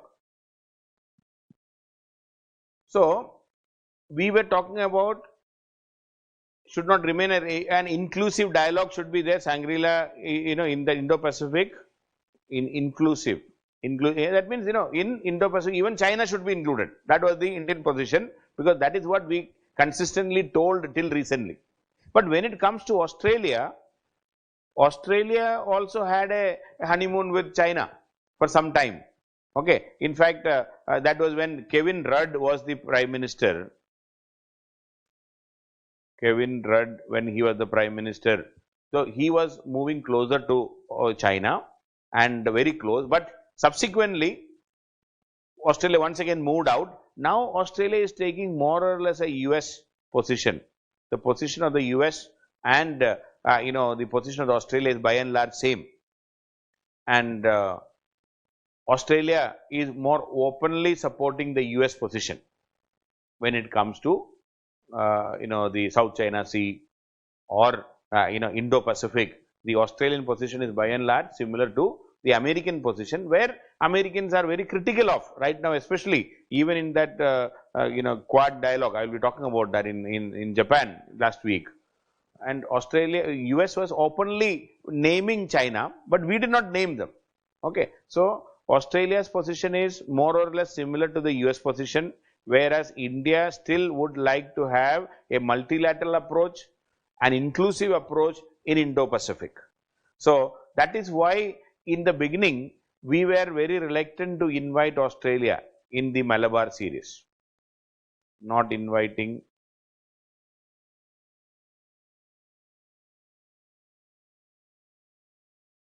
And this is precisely because of the sentiments of China in mind.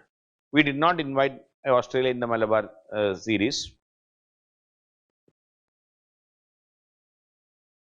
Even in 2018, we did not invite. Even in 2018, we did not invite Australia in the Malabar series. But for 20, now we are inviting, because this is after the LAC. Okay. So in the end, what I would like to say here is, there is a definite China angle right now in India, Australia relations. Okay, there is a definite China angle in India-Australia relations.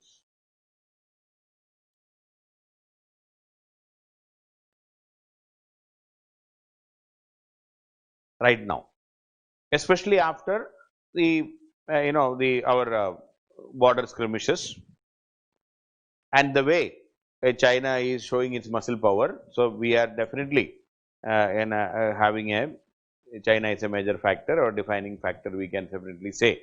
So that is the situation. So definitely, so when if this question is there, then we have to talk more about that. But our approach is slightly different. That is what you should be speaking. So we were still talking about inclusive China, an inclusive approach, multilateral approach, but Australians are more like the American approach. Okay, so that is the situation. But how things will evolve. But there is always a limitation also, because China, we cannot wish away China, because China is a major force, and their economy, their ability. So we cannot really wish away that. So we have to deal with the Chinese situation right now, right? Small break, only 10 minutes. Okay, so we'll have a small break, just 10 minutes, because I cannot continue beyond 4:30 today, because I have another class. Okay, so then I will be talking about Quad immediately after this. Then Indo-Pacific, what is Indo-Pacific? Because these are the likely questions. And the Quad meeting, which was in Japan, we will be talking about that. Okay, so 3-4 more topic I think I will be able to do. Okay, so just 10 minutes now. It's already 3 o'clock, so 3:10. Okay.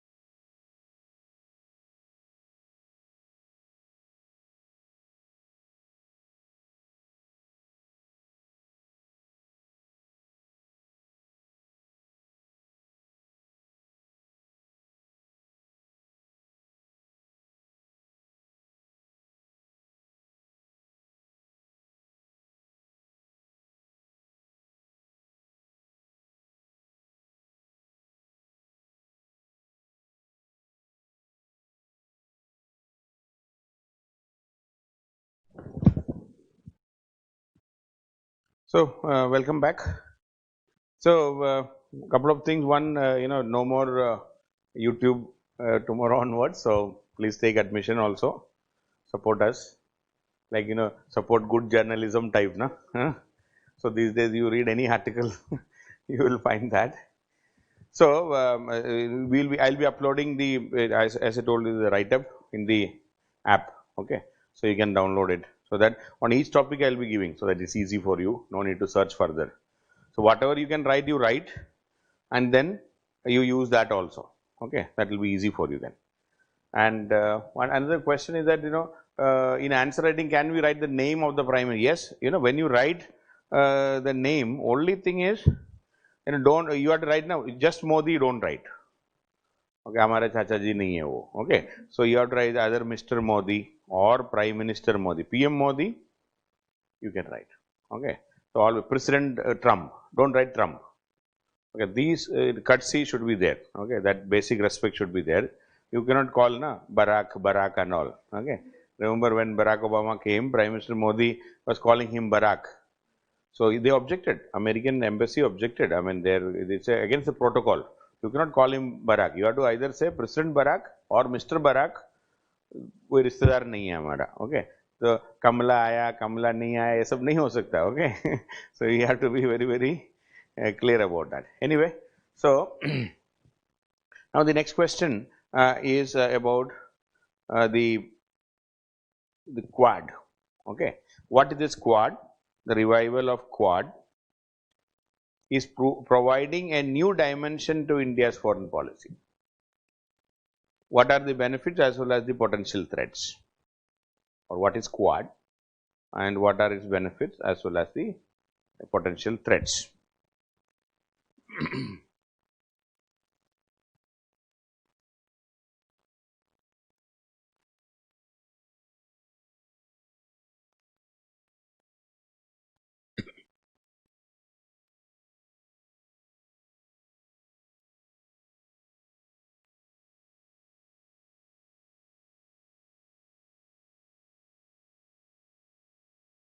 Right.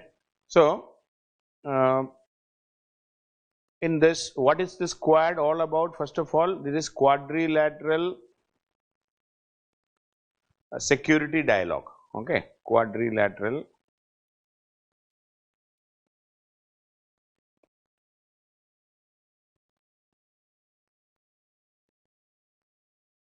security dialogue, and it is an informal strategic dialogue. Informal, but there is nothing formal here. Informal strategic dialogue between India, Australia, Japan, and USA. Okay. So, and we are for a free, open, and prosperous Indo-Pacific region. Free, open, and prosperous Indo-Pacific. Okay. I just one more thing I just wanted to tell you. So, we were planning, right, the 2 days only for this, but I have many more topics.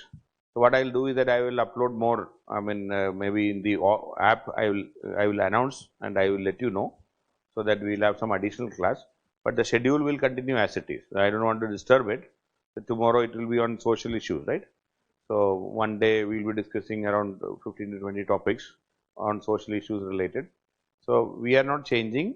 If somebody has to take more, we will be taking additional sessions, and it will be available in the app. So, even if you are not directly watching, I mean, if you have some other engagement also, you can continue with your activity, and please watch, because additional topic will cover like that. Okay, so that I don't want to leave anything only because of lack of time. Now we have time. You can adjust at least. At the time of exam, we will not be able to do that, right? So anyway, so free, open, and prosperous Indo-Pacific. And the talk about the Quad was first talked about by Shinzo Abe, the Japanese Prime Minister, in 2007. That is the first time it was talked about. But at that time, under Chinese pressure, Australia pulled out. Under Chinese pressure,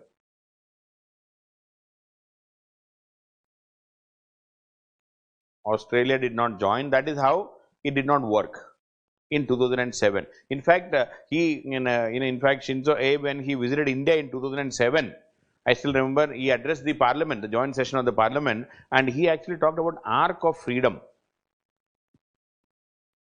This quadrilateral, at that time he talked about arc of freedom from Japan through Australia to India, an arc he was talking. In 2012, again, Japan, Shinzo talked about, democratic security diamond. A democratic security diamond.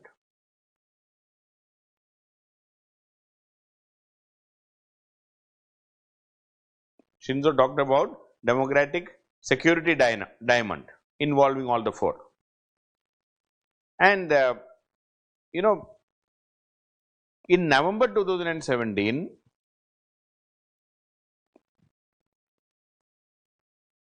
finally, this Quad was given a rebirth, we can say, and a new strategy, okay, especially because of South China Sea this November. And one of the trigger of this reworking or rebirth of the Quad was the Chinese denial, or rather China outrightly rejected the PCA verdict on South China Sea. Okay, in 2016, PCA gave a verdict because Philippines went to PCA, and PCA verdict was totally against Chinese claim, and the Chinese rejected the PCA verdict in South China Sea. And China started constructing more facilities in the islands in South China Sea, more construction in South China Sea. This year also, a Vietnamese ship, a fishing boat was, because of Chinese action, they sank one fishing boat, a Vietnamese fishing boat met with an accident and it sank. That is 2020, of course. But this belligerent position of China in South China Sea rejected the PCA verdict, and they started more construction in various islands in the South China Sea. So that is the trigger for the revival of Quad. And now this quadrilateral meetings revival is especially the position taken towards India, and also the trade war. I mean the pandemic and the Chinese cover up on the pandemic. So these things triggered right now. Okay. Now, two things I would like to say. One, we always talk about an Indo-Pacific vision. Okay. So, what is that? The Indo-Pacific vision, when you say, it is a broad framework which is discussed with an objective of advancing everyone's economic and security interest. Okay. Indo-Pacific vision, if somebody say, it is a broad framework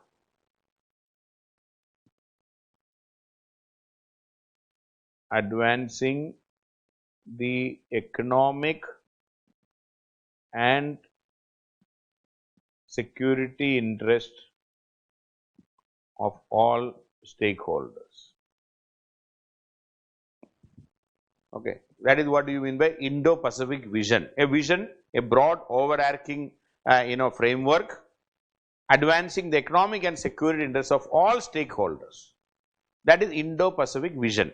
Then this Quad, this is something specific. Okay, please understand. When we talk about the quadrilateral dialogue, is a plurilateral. It's not multilateral. We can say only 4 of us are there. It's a plurilateral mechanism between countries that share interest on specific matter. A plurilateral mechanism. Quad is a plurilateral mechanism between 4 countries that share interest on specific matters.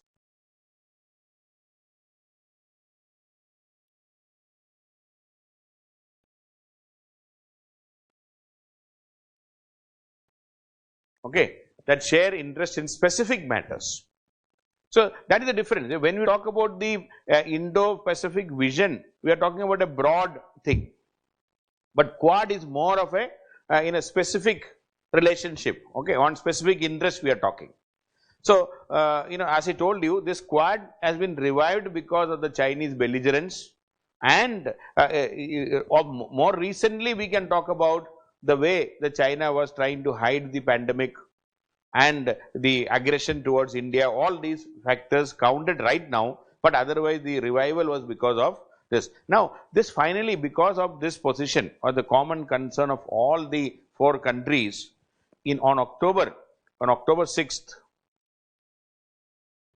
2020, there was a physical meeting, not a virtual meeting, of the four foreign ministers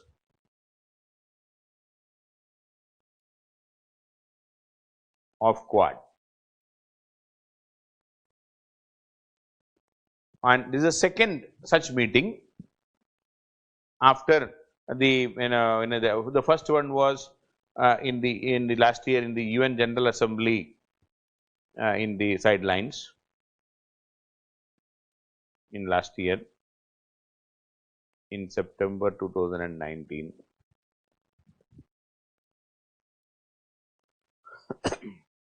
So, the aggressive position in South China Sea or Indo-Pacific, as well as the cover-up in the initial days of the COVID-19, then the aggression in India. So, all these were reasons for that. Okay. And now in the in this meeting, in the October 6th 2020 meeting, all the four exchanged their views on China, but the US was vocal and specific. Okay. Only the US named China in the opening remark.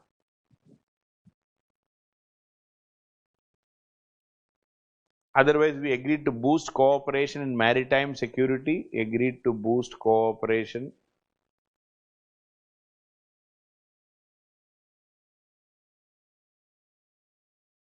in maritime security, infrastructure building,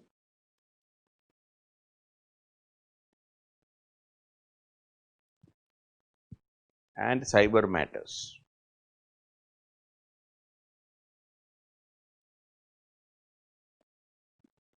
Okay. And all the four insisted on a rule-based order in Indo-Pacific. Insisted on a rule-based order in Indo-Pacific. But no joint statements.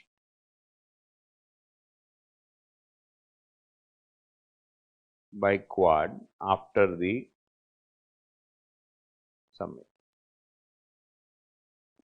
Normally, a joint statement will be there. There is no joint statement.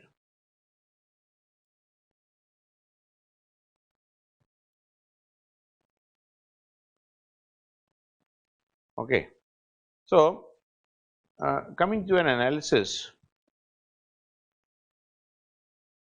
of this meeting,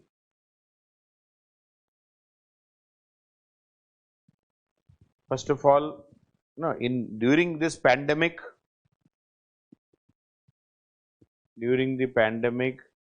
when all meetings are all cancelled, no meeting, all four foreign secretaries or foreign ministers decide to travel. All four decided to travel. That itself shows the seriousness, okay, the concern of their common interest as far as China is concerned. Okay. Number one. Number two, this was a standalone meeting of Quad.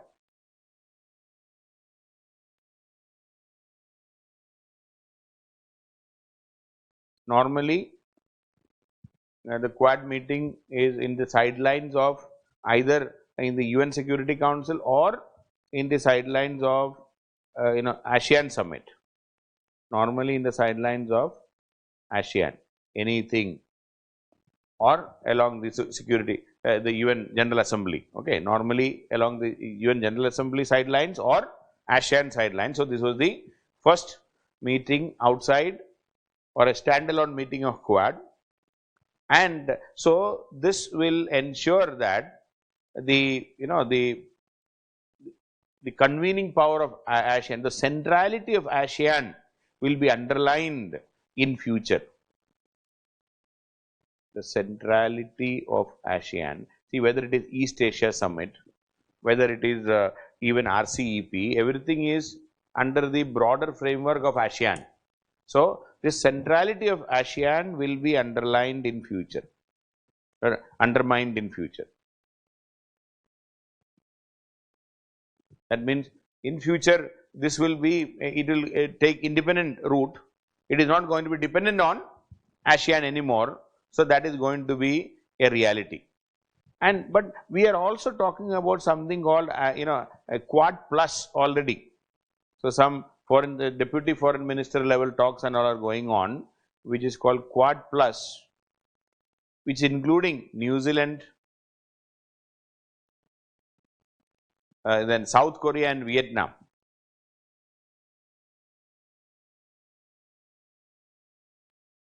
Okay, so that is something which is already taking shape. So the Quad is going to expand, which is called Quad Plus, which is going on, and the another general thing I would like to talk about is now the common factor is China. Because of China, I mean, it is a even though we may not accept the common thing is China, but otherwise there is nothing called Indo-China. Oh, sorry, Indo-Pacific. There is nothing in reality called Indo-Pacific. This is a construct. It's a mental construct. There is never in the history, even British India, Britishers, when they talked about the Indian Ocean region, they never tried to connect and control both Indian Ocean and Pacific Ocean. They never. See, it is always a separate entity. Indian Ocean as one entity and the Western Pacific as another entity. It was never together. Even in the peak of the colonial rule, Britishers could not do. I mean, they might have definitely tried at that time. There was no question of merging or combining together. They never could do. So this Indo-Pacific is more of a a wish rather than the reality in future. I don't think this is going to emerge that way. When it is not that easy, even though we are trying to say that this is possible, but it is right now China is the only concern, or China is the reason. Otherwise, now only because one or two meetings.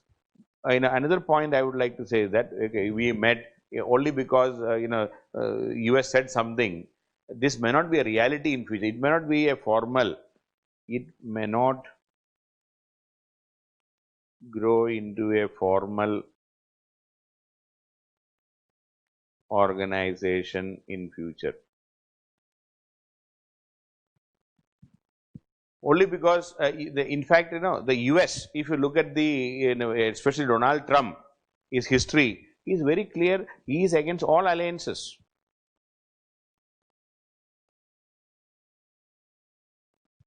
Donald Trump is against even Trans-Pacific Partnership. He is against NATO. NATO should pay. So many things he is saying. See, US is against all alliances. Now, it will be highly difficult to imagine that US will be interested in creating another new alliance right now in the present context. Or even Joe Biden is not very clear about. I mean, he is talking about alliances, but he never talked about new alliances. Even Joe Biden, he says alliances are important. We should protect the NATO and all. He is saying, but he is not talking about creating new alliance. Even Joe Biden is not talking about new alliances.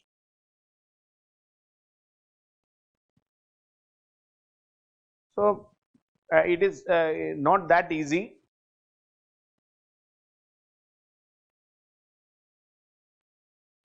See, and the US is right now, the US is promoting, or rather US is talking about Quad, especially under Donald Trump. It is also because of the election. And they wants to blame, the US wants to blame, because to cover up the failures of the US administration, US wants to blame the entire corona pandemic issue on China. So that is why they are making more noises. So whether US is promoting Quad at, to counter the Chinese string of pearls policy, I mean, very difficult to say. I mean, whether the US is that interested also, whether they are actually interested in promoting Quad itself is a doubtful thing. That's what I'm saying. So, but of course, and so whether it will emerge as a full-fledged organization, we don't know. So that is situation as far as this is concerned. Now, what is the Chinese reaction to Quad? Chinese reaction. First of all, China said that this is purely a contain China policy. China says this is purely a contain China policy of these 4 countries. And Chinese Foreign Ministry also said that you should, for peace and win-win cooperation, I mean, there should be, these countries should try for peace and win-win cooperation. China is promoting this now, okay. Instead of forming exclusive cliches, they call, instead of forming exclusive cliches. That is what Quad is, a cliche, okay. So that is what it was said. You form exclusive, don't create these exclusive cliches. And they also said that mutual understanding and trust between regional countries should be there, and don't target third parties. China also said don't target third parties. Who is talking?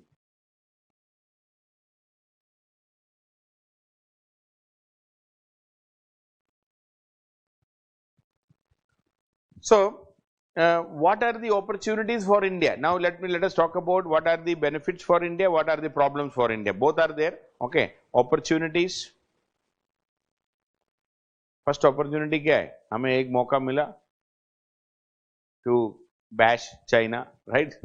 One is checkmating China, especially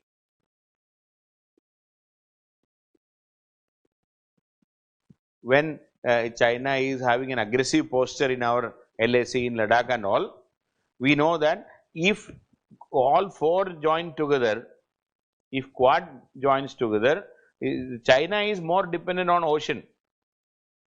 They are dependent on Malacca Strait. So if China is putting a lot of pressure on the physical border in India, if Quad wants, of course we may not be reaching that level and all, this is an opportunity to put pressure on China in the ocean. Okay, when they put pressure on our territory, we can put pressure in the ocean, because China economy and their export, and also 80% of their oil requirements are imported through ocean, 80% of oil through ocean. So in such a scenario, there is always a possibility to put pressure on, using Quad, we can put pressure on China, on Chinese trade. It can, I mean, technically or theoretically, we can disrupt Chinese trade if we want, number 1. Then by joining Quad, India is also, one is the China angle, and the second is India would like to become a net security provider.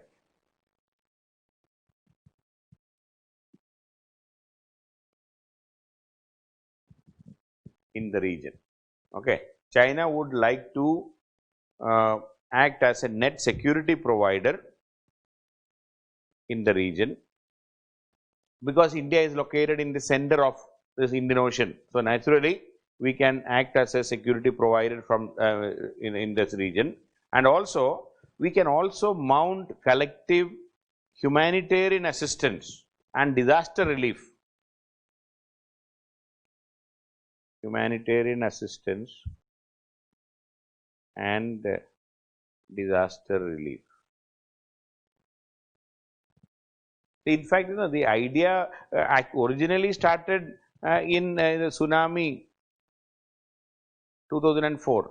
Okay, when the tsunami hit this region, the foreign secretaries of India, Australia, Japan and US used to talk every day. Every day. They used to decide what is to be done for the next 24 hours. And after almost 2 weeks only, the whole thing was handed over to UN, this relief operations. So, the seeds of Quad was from the tsunami. So, this collective humanitarian assistance and disaster relief always come into picture because of that. And also, India can check obviously the imperialistic policies of China in Indian Ocean. So, it can also checkmate the Chinese design in Indian Ocean. Checkmate the Chinese design in Indian Ocean, because the string of pearls and all, there is always a counter. That is what India is looking. Then, what are the negative effects? Now, can Quad, what are the negative effects?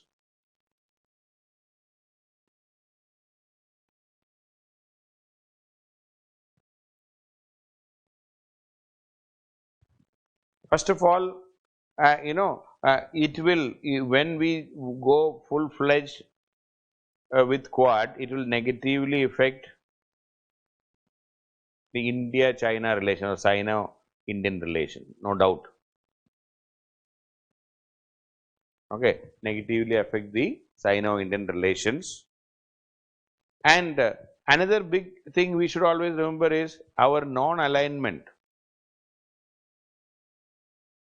This will be the final nail in the coffin of non-alignment. Whatever we talked about non-alignment, we may not be. But non-alignment is not only about not aligning with anybody, it is also independence in foreign policy. Please don't forget.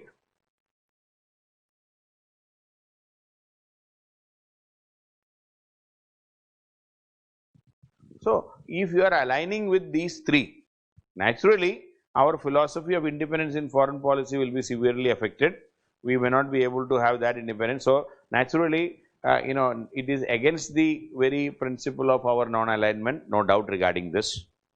And another negative effect in Quad is it can affect India-Russia relations, because the more we are moving closer to US and Japan, definitely it is going to push Russia and China more closer, and it will definitely affect our relationship with Russia, and we are already seeing it, and our relationship is becoming more mechanical now rather than the warmth which was there earlier. It is slowly missing, and also it can also result in this Indo-Pacific. We are talking about Quad in Indo-Pacific, that includes the entire Indian Ocean region.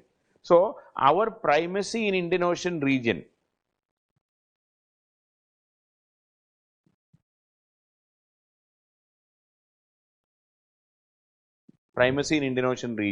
that also will be affected, because we now Japan will come, Australia will come, especially in our neighborhood in South Asia.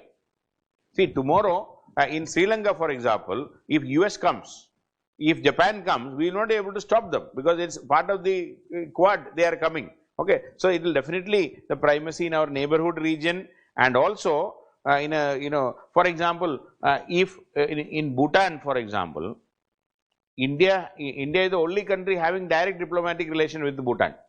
So, if US wants to start a embassy there, we may not be able to stop it. I mean, that is our domain. So, then we will have to take care of the interest of the Quad in Sri Lanka, in Bhutan. So, in all these countries, we may have to, they say in Sri Lanka, for example, the Japanese Navy may come, the US Navy may come. So, we may not be able to stop all those things when we are talking about, when we talk about the Quad.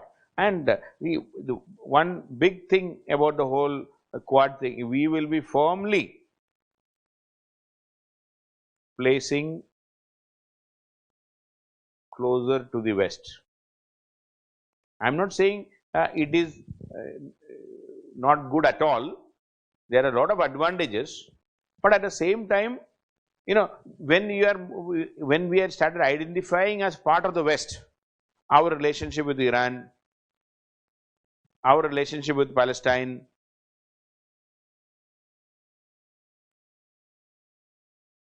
okay. So even our relationship with the Muslim world or the West Asian countries, all will be affected, or rather there will be a recalibration of our relationship with all these countries. So now what needs to be done? So these are some of the negatives. Now what needs to be done for India? First of all, there should be a clear vision. There should be a clear vision. It cannot be China centric. It cannot be only. It should be advancing everyone's economic and security interests. Advance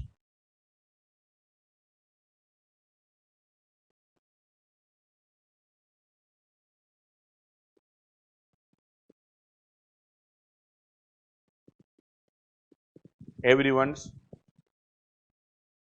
economic and security interests, and we should be convincing, or rather we should be able to project that the Quad is going to have regional benefits. We should promote the regional benefits. We should highlight the regional benefits, okay, and we should be proving that it is not just a military alliance against China.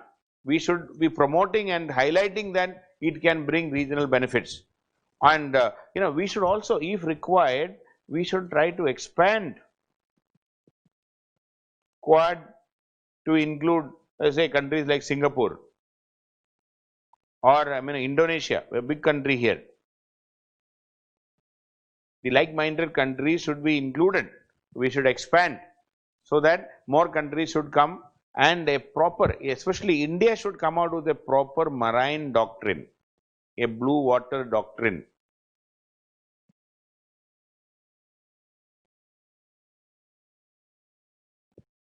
Or a marine doctrine should be there for India. We should have clear or clarity in the Indo-Pacific.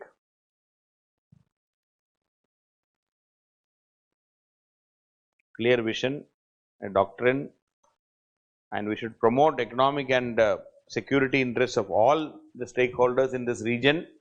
Then only we will be able to achieve what we want to. Okay. So new dimension, it's a new dimension.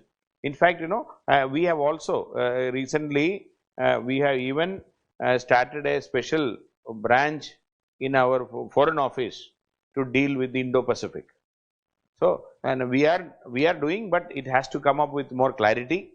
There is a desk now in foreign office only for Indo-Pacific region. Okay. So that is the question. And then another question here is, what is Indo-Pacific? So that is also, what are the various dimensions?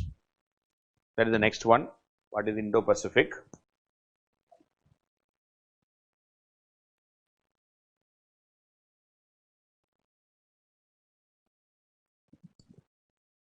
What are the various dimensions? How can India fit into the scheme of things?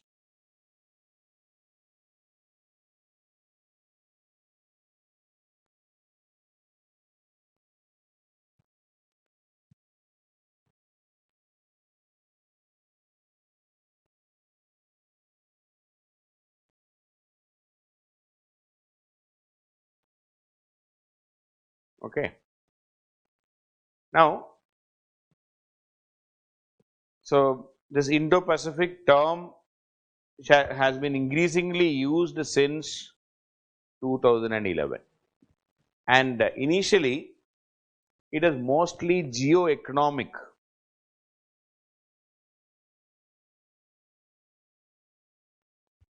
Okay, Asia-Pacific word was used, then Indo-Pacific, mostly in the economic connotation it was been used, but now it has a major security link between the oceans. So it is a, what is that Indo-Pacific then? It is a maritime space stretching from East Africa, the littoral states from East Africa across the Indian Ocean through Malacca Strait to Western Pacific.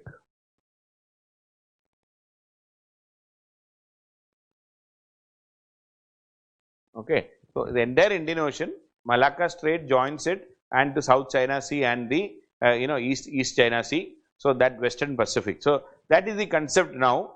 So, this interconnected space, now that is the interconnected space between Indian Ocean and the Pacific Ocean. So, ultimately the Indo-Pacific is the interconnected space between Indian Ocean and the Pacific Ocean. Okay. So, why this issue of the way the Quad has come? The same thing here also. Why Indo-Pacific? Primary reason is China. One is China and the the growing footprints of China in the region, the growing footprints.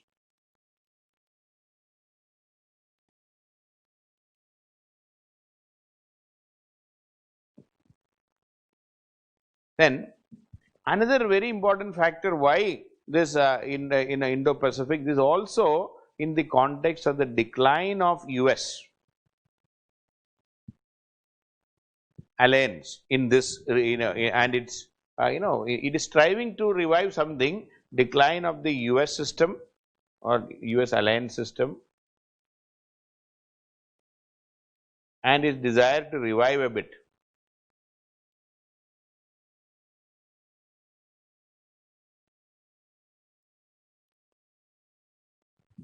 Okay, decline of the US alliance system and its desire to revive a bit. So, when it comes to the Chinese growing footprints, one is of course the string of pearls policy and the expanding port facility. When it comes to China in Indian Ocean, the expanding port facilities,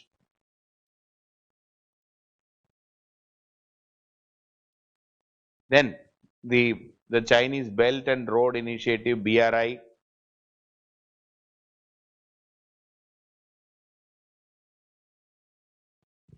then China is a major trade what you call partner for almost all countries in the region, major trade partner.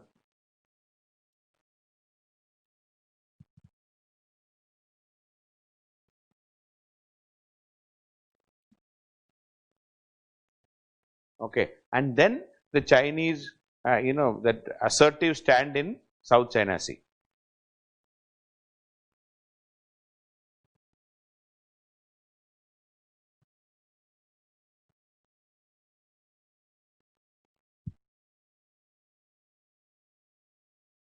Okay, and these are the the reasons why we are talking about the Indo-Pacific. So, one is the Chinese aggression everywhere, and the second, when it comes to the US decline, as I was mentioning, the US decline.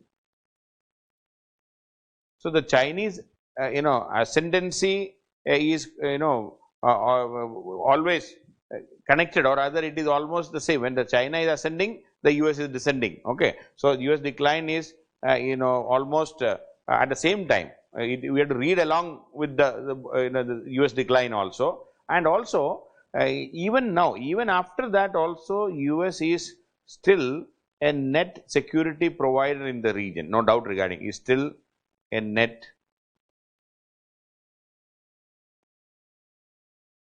security provider in the region. US is still a net security provider in the region, and that is why. So, US was still there. It was earlier the Asia Pacific Command.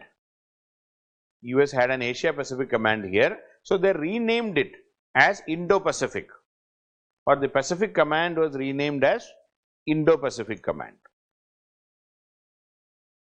Indo-Pacific Command.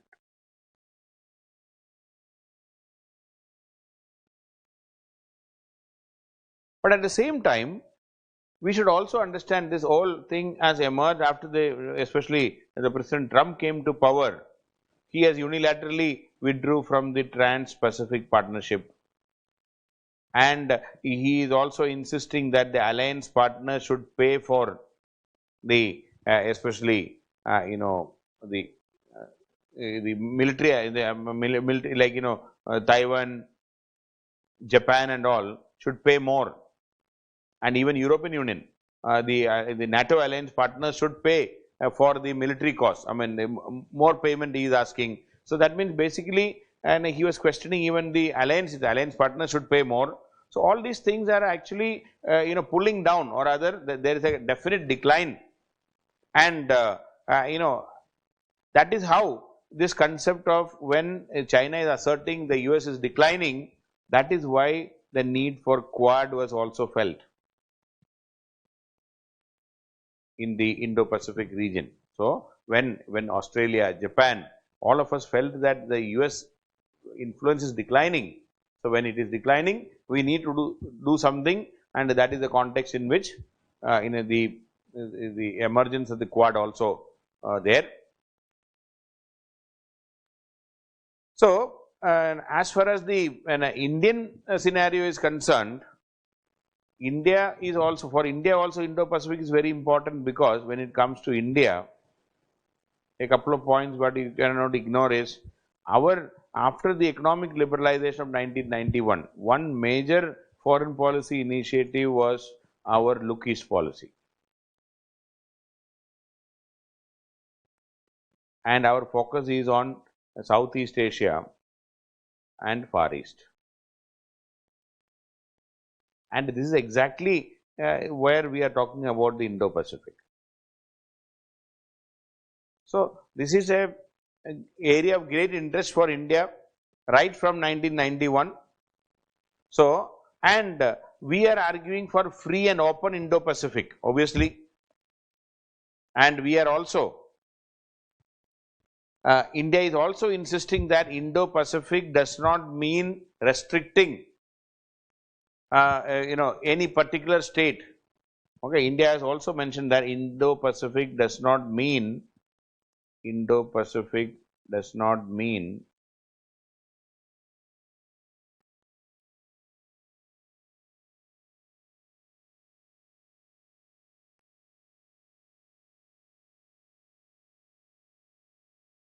restricting any particular country.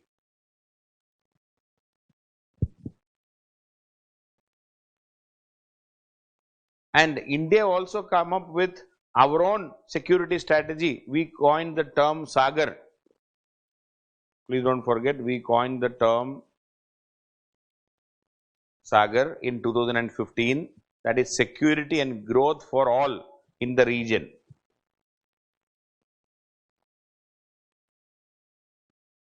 And growth for all.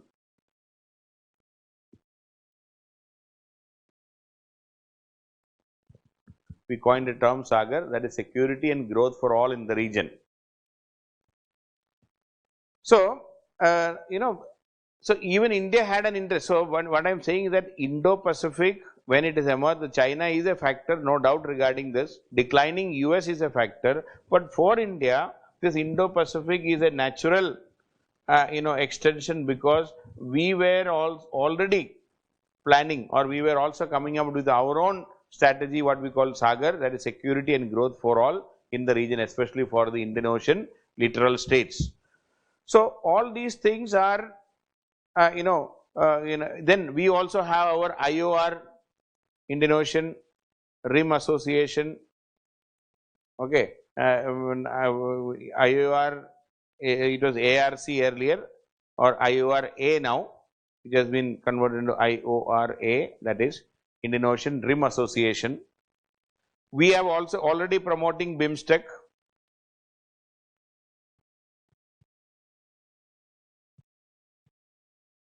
Then we are also a member of East Asia Summit.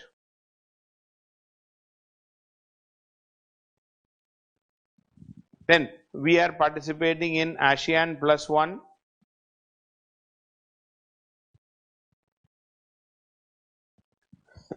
So, now we are talking about Quad.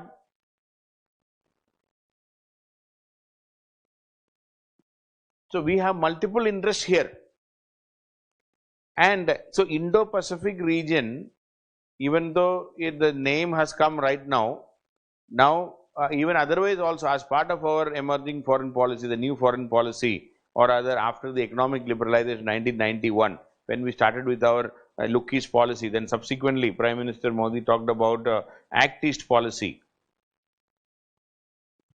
So, this Indo-Pacific is not a contradiction to all these things. Now, what I am trying to say is, we have an interest, this Indo-Pacific is not a contradiction to our foreign policy objectives. Okay. So, that is the situation as far as India is concerned. So, the question is, what is Indo-Pacific, various dimensions? Yes. So, can India fit into this scheme of things? Definitely yes, India can, because many of our foreign policy objectives right from 1991 is linked to all these things, right. So, that is the context, that is what you can use this question. Okay.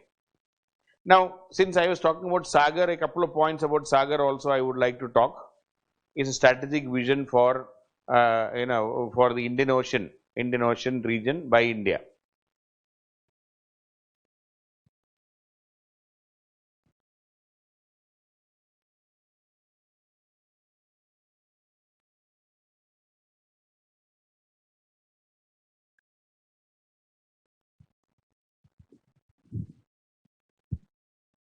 I know these topics are a bit boring,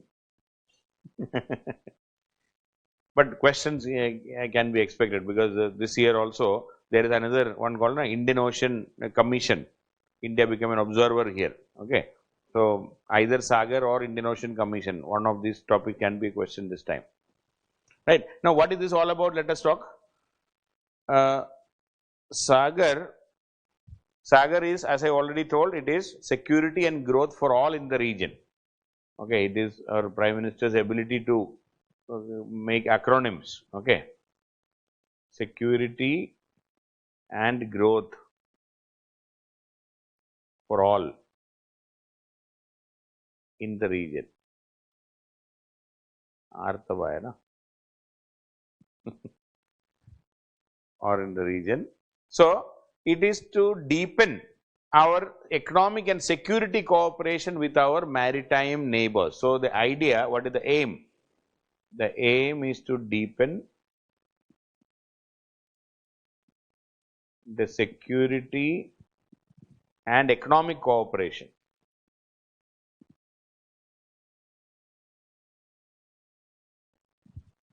with its maritime neighbors.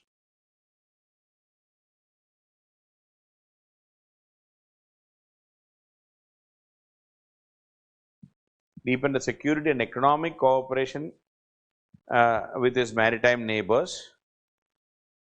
Then, it is also, it would like to cooperate in the field of, say, especially in exchange of information, coastal surveillance,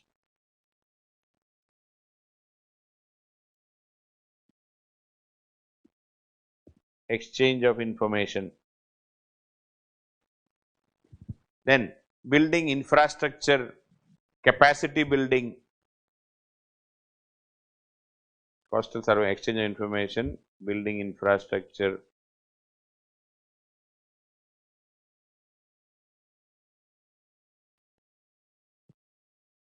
capacity building, etc. And also, we want to ensure, our interest is also to ensure Indian Ocean region to become inclusive, collaborative and respect international law. Indian Ocean region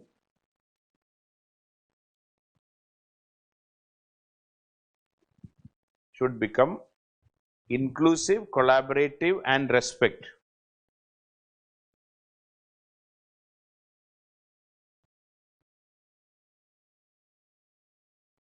international law. Inclusive, collaborative and respect international law.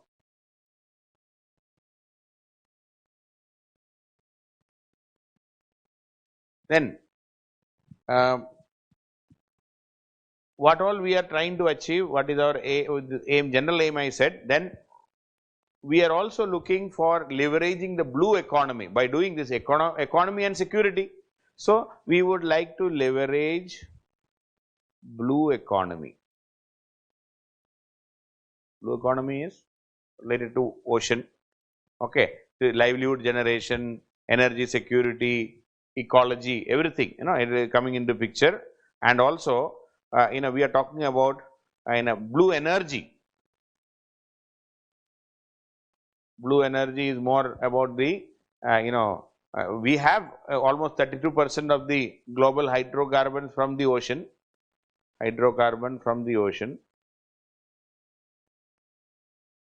But when you talk about the blue energy, we are talking about wind, wave, tidal energy, okay, thermal, biomass, all those things, ocean biomass, okay. So, blue energy is dealing with thermal, wind, wave, tidal, etc.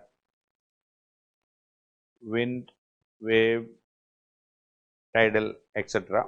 Also, we are talking about the prospect, the mining of the seabed. This and leveraging blue economy includes mining of the seabed, polymetallic nodules. Yes, mining of the seabed, that is the polymetallic nodules.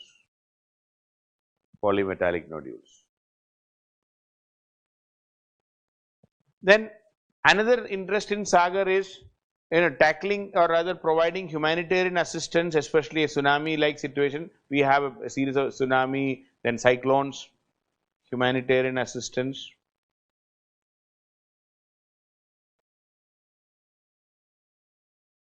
In calamities, earthquake, okay, tsunami. Then also to collaborate against piracy and terrorism.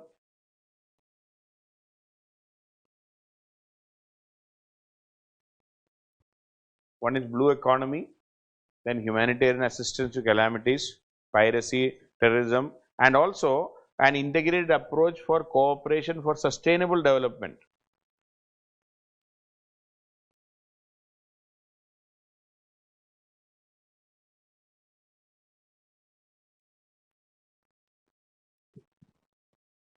And Sagar, ultimately our aim is checkmate China also.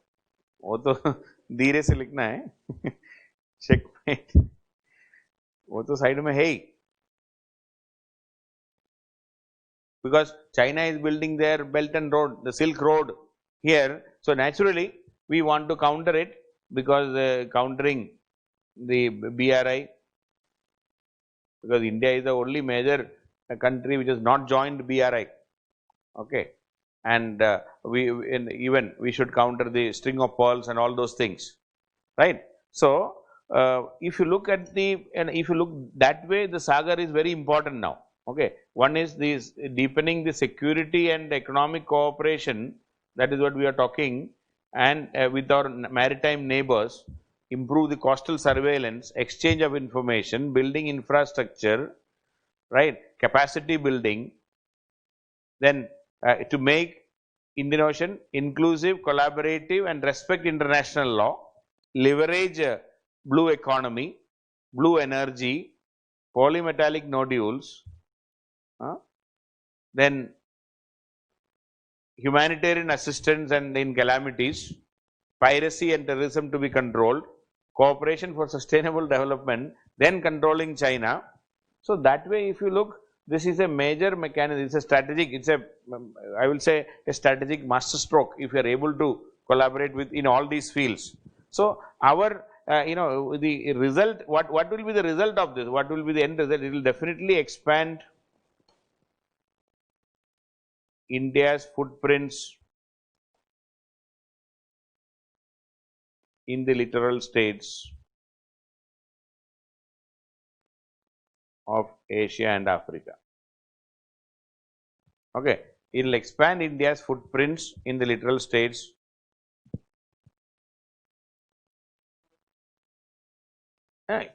Yeah, I mean, right now, and our focus is on the small islands and all, but it will be expanding our footprints to all of them. That is number one.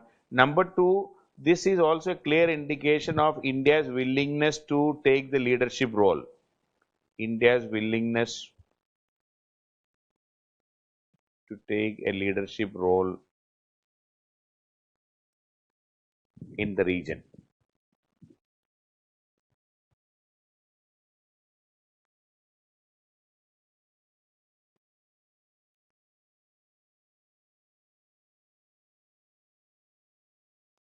And this also symbolizes India's maritime resurgence.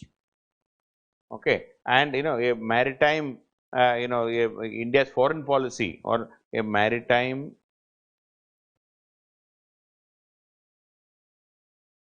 resurgence and a centrality of the Indian Ocean in our foreign policy, a maritime centrality.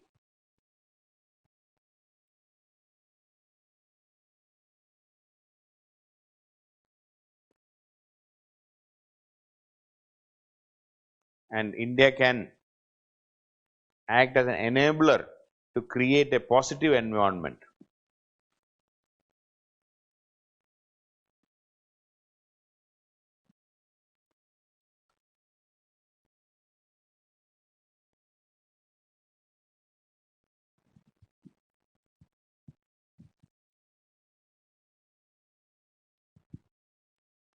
Okay. So anyway, so long way to go, but still this is a good idea. We have to implement. The only problem in our and also we can say this Sagar can also coordinate various policies, like we can coordinate our IORA policy. We also had this project MOSM, again using culture to connect with the littoral states. Then we have our Sagar Mala, that is to construct ports in our surrounding or in India. Then of course we have our Look East policy and Act East policy. So all these things are, there is no contradiction in all these things. We can coordinate everything in the larger, framework of Sagar. So great opportunity for India, and that is what we should look into. Okay. So that is why I asked this question. Sagar is a strategic vision for Indian Ocean region, for the Indian Ocean by India. Okay. So where so many things can be linked and a larger vision for the surrounding countries, and it expands from the East African countries to the entire Southeast Asian countries. Okay. So that is the idea behind the whole thing.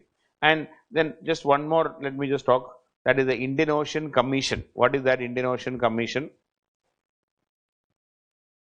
I mean, certain things what we said will be answering here also. I mean, it's not going to be that separate.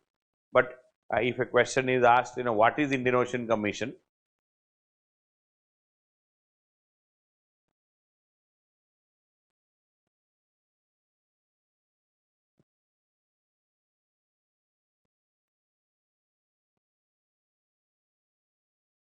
Again, since it happened this year, the chances of getting asked is also there, because we joined as an observer in this Indian Ocean Commission now. Okay.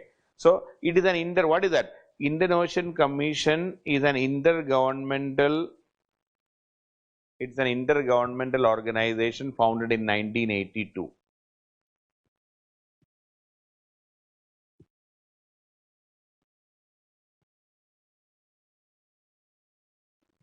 Okay. Comprising 5 small island states of Western Indian Ocean.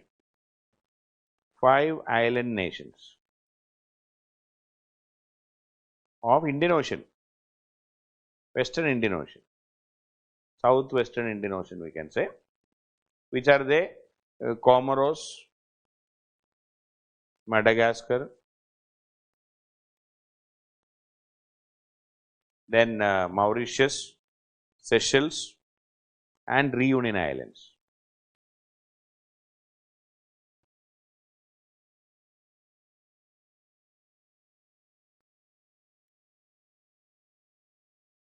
and Reunion, that is part of, it's a France. So, even though Reunion is there, that is actually directly under the control of France. So, it is as good as France is also part of this, okay, because it is a Reunion is a island of France. So, when we say Reunion is there, technically it's the entire French government is involved in it, okay. So, that is why this is also important. So, this will bring France into this small time group, that will change the equation, that is the point we should make, okay. And also this IOC has its own regional agenda, okay, and especially for regional maritime security, Indian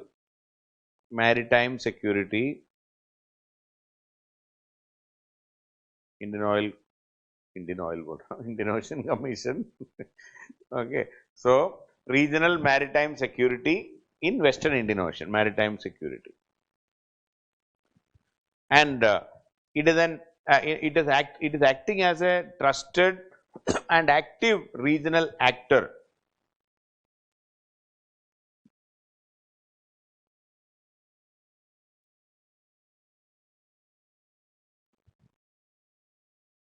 Okay, and in fact, India has recently, this year, has become an observer in IOC. India has become an observer, and again, it fits perfectly well in our concept of Sagar. It fits perfectly well when we join as an observer. It is fitting perfectly well as in our concept of Sagar. And also, in 2012, for example, they are very active. That's what I'm saying. IOC in 2012 initiated a program called MACE, M-A-C. This is called funded by European Union. It's maritime security in Eastern and Southern Africa and Indian Ocean. Maritime security in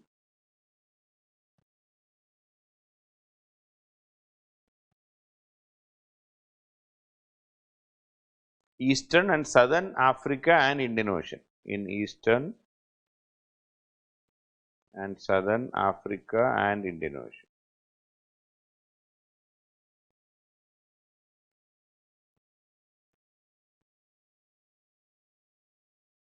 Maritime security. So, it is a European Union funded program. So, to establish mechanism for surveillance, okay, in this region, for surveillance, okay, this MACE was to establish surveillance in the region.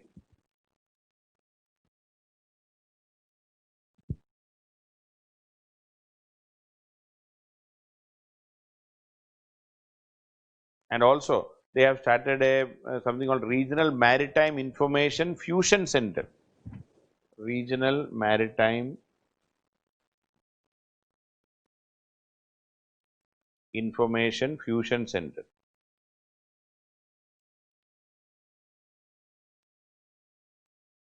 Regional Maritime Information Fusion Center, especially to keep track of the exclusive economic zone, poaching in exclusive economic zone. And this is also known as the bottoms up regionalism. Okay, this IOC style of functioning is known as bottom up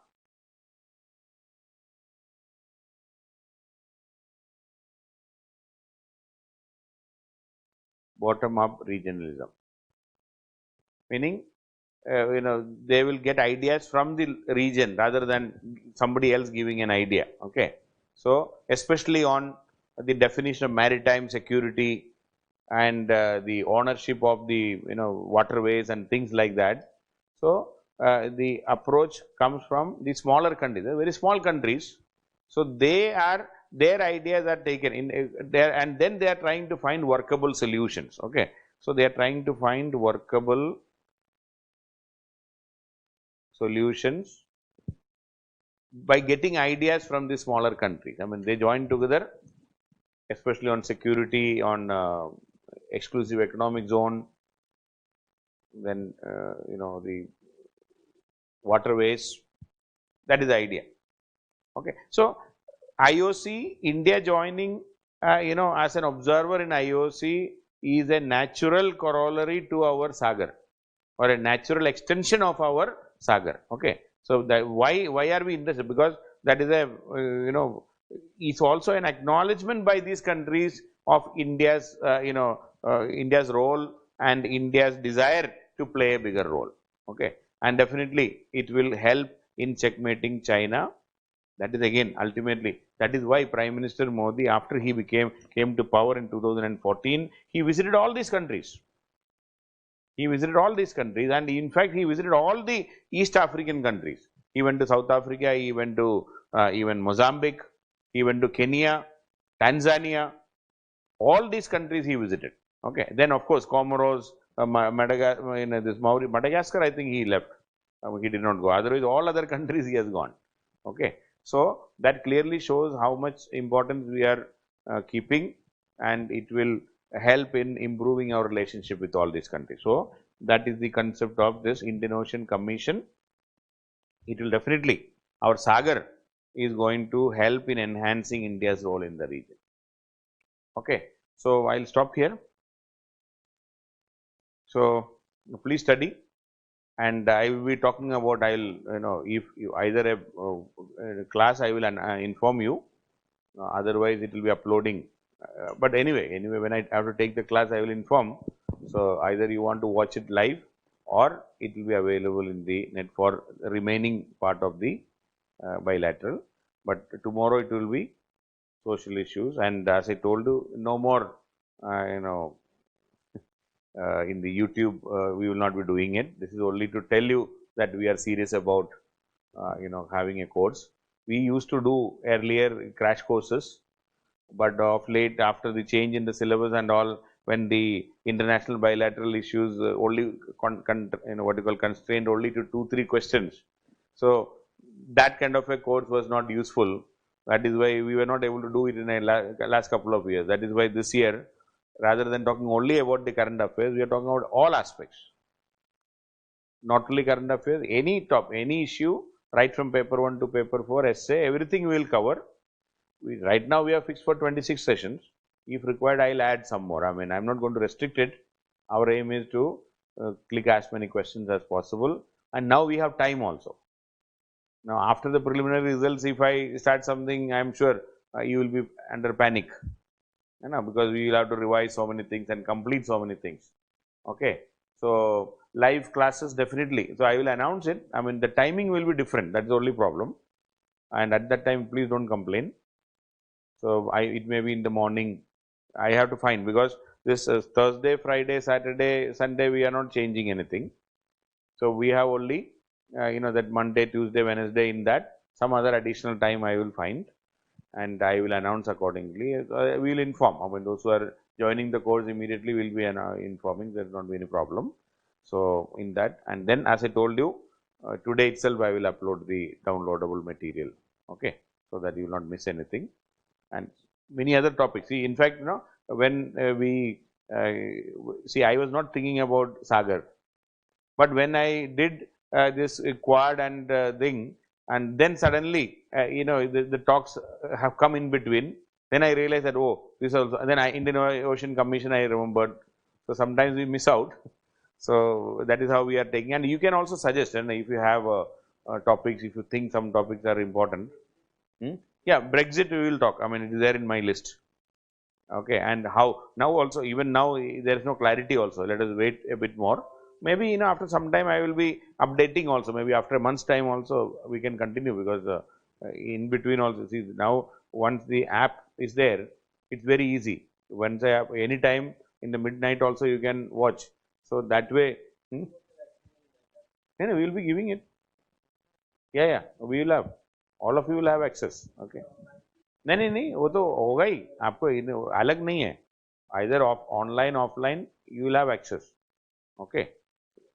नहीं, it will be there, because if it is not there, we will not be able to add everything. Okay. So, you please talk to them and get the access. Okay. So, see you then. Thank you so much. So, we will be continue tomorrow's class. Then, as per the schedule, things will go. and for the the Sunday test when we will be taking an international bilateral, I am not going to restrict only on what I taught. Okay, please don't think that it will be so. Some additional information will be there. Your aim should be to write the answer properly, full, all 3 hours. Okay. So let me see. Before that, I will do one more session so that you will be able to get as maximum as possible. Okay. So thank you so much. And SCA in relation to China, SCO. I mean, there are topics. I know. Okay. There is no. Hmm? What? Yeah, yeah. The Nobel Prize. So today I wanted to teach. I mean, that was the next topic. Okay, but so you see, this was my topic. Are you getting?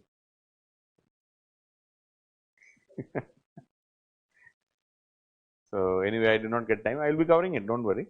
So even because of that, I am also thinking about the global hunger index. Okay. Then what is food fortification? That is also very important because again, Prime Minister Modi talked about this in the Man Ki Baat. Okay, food fortification. Okay, and what are the issues? I mean, some NGOs are criticizing also. So what is it? So there are. छोड़ूंगा नहीं, चिंता मत करो. Okay, so see you then. Bye bye.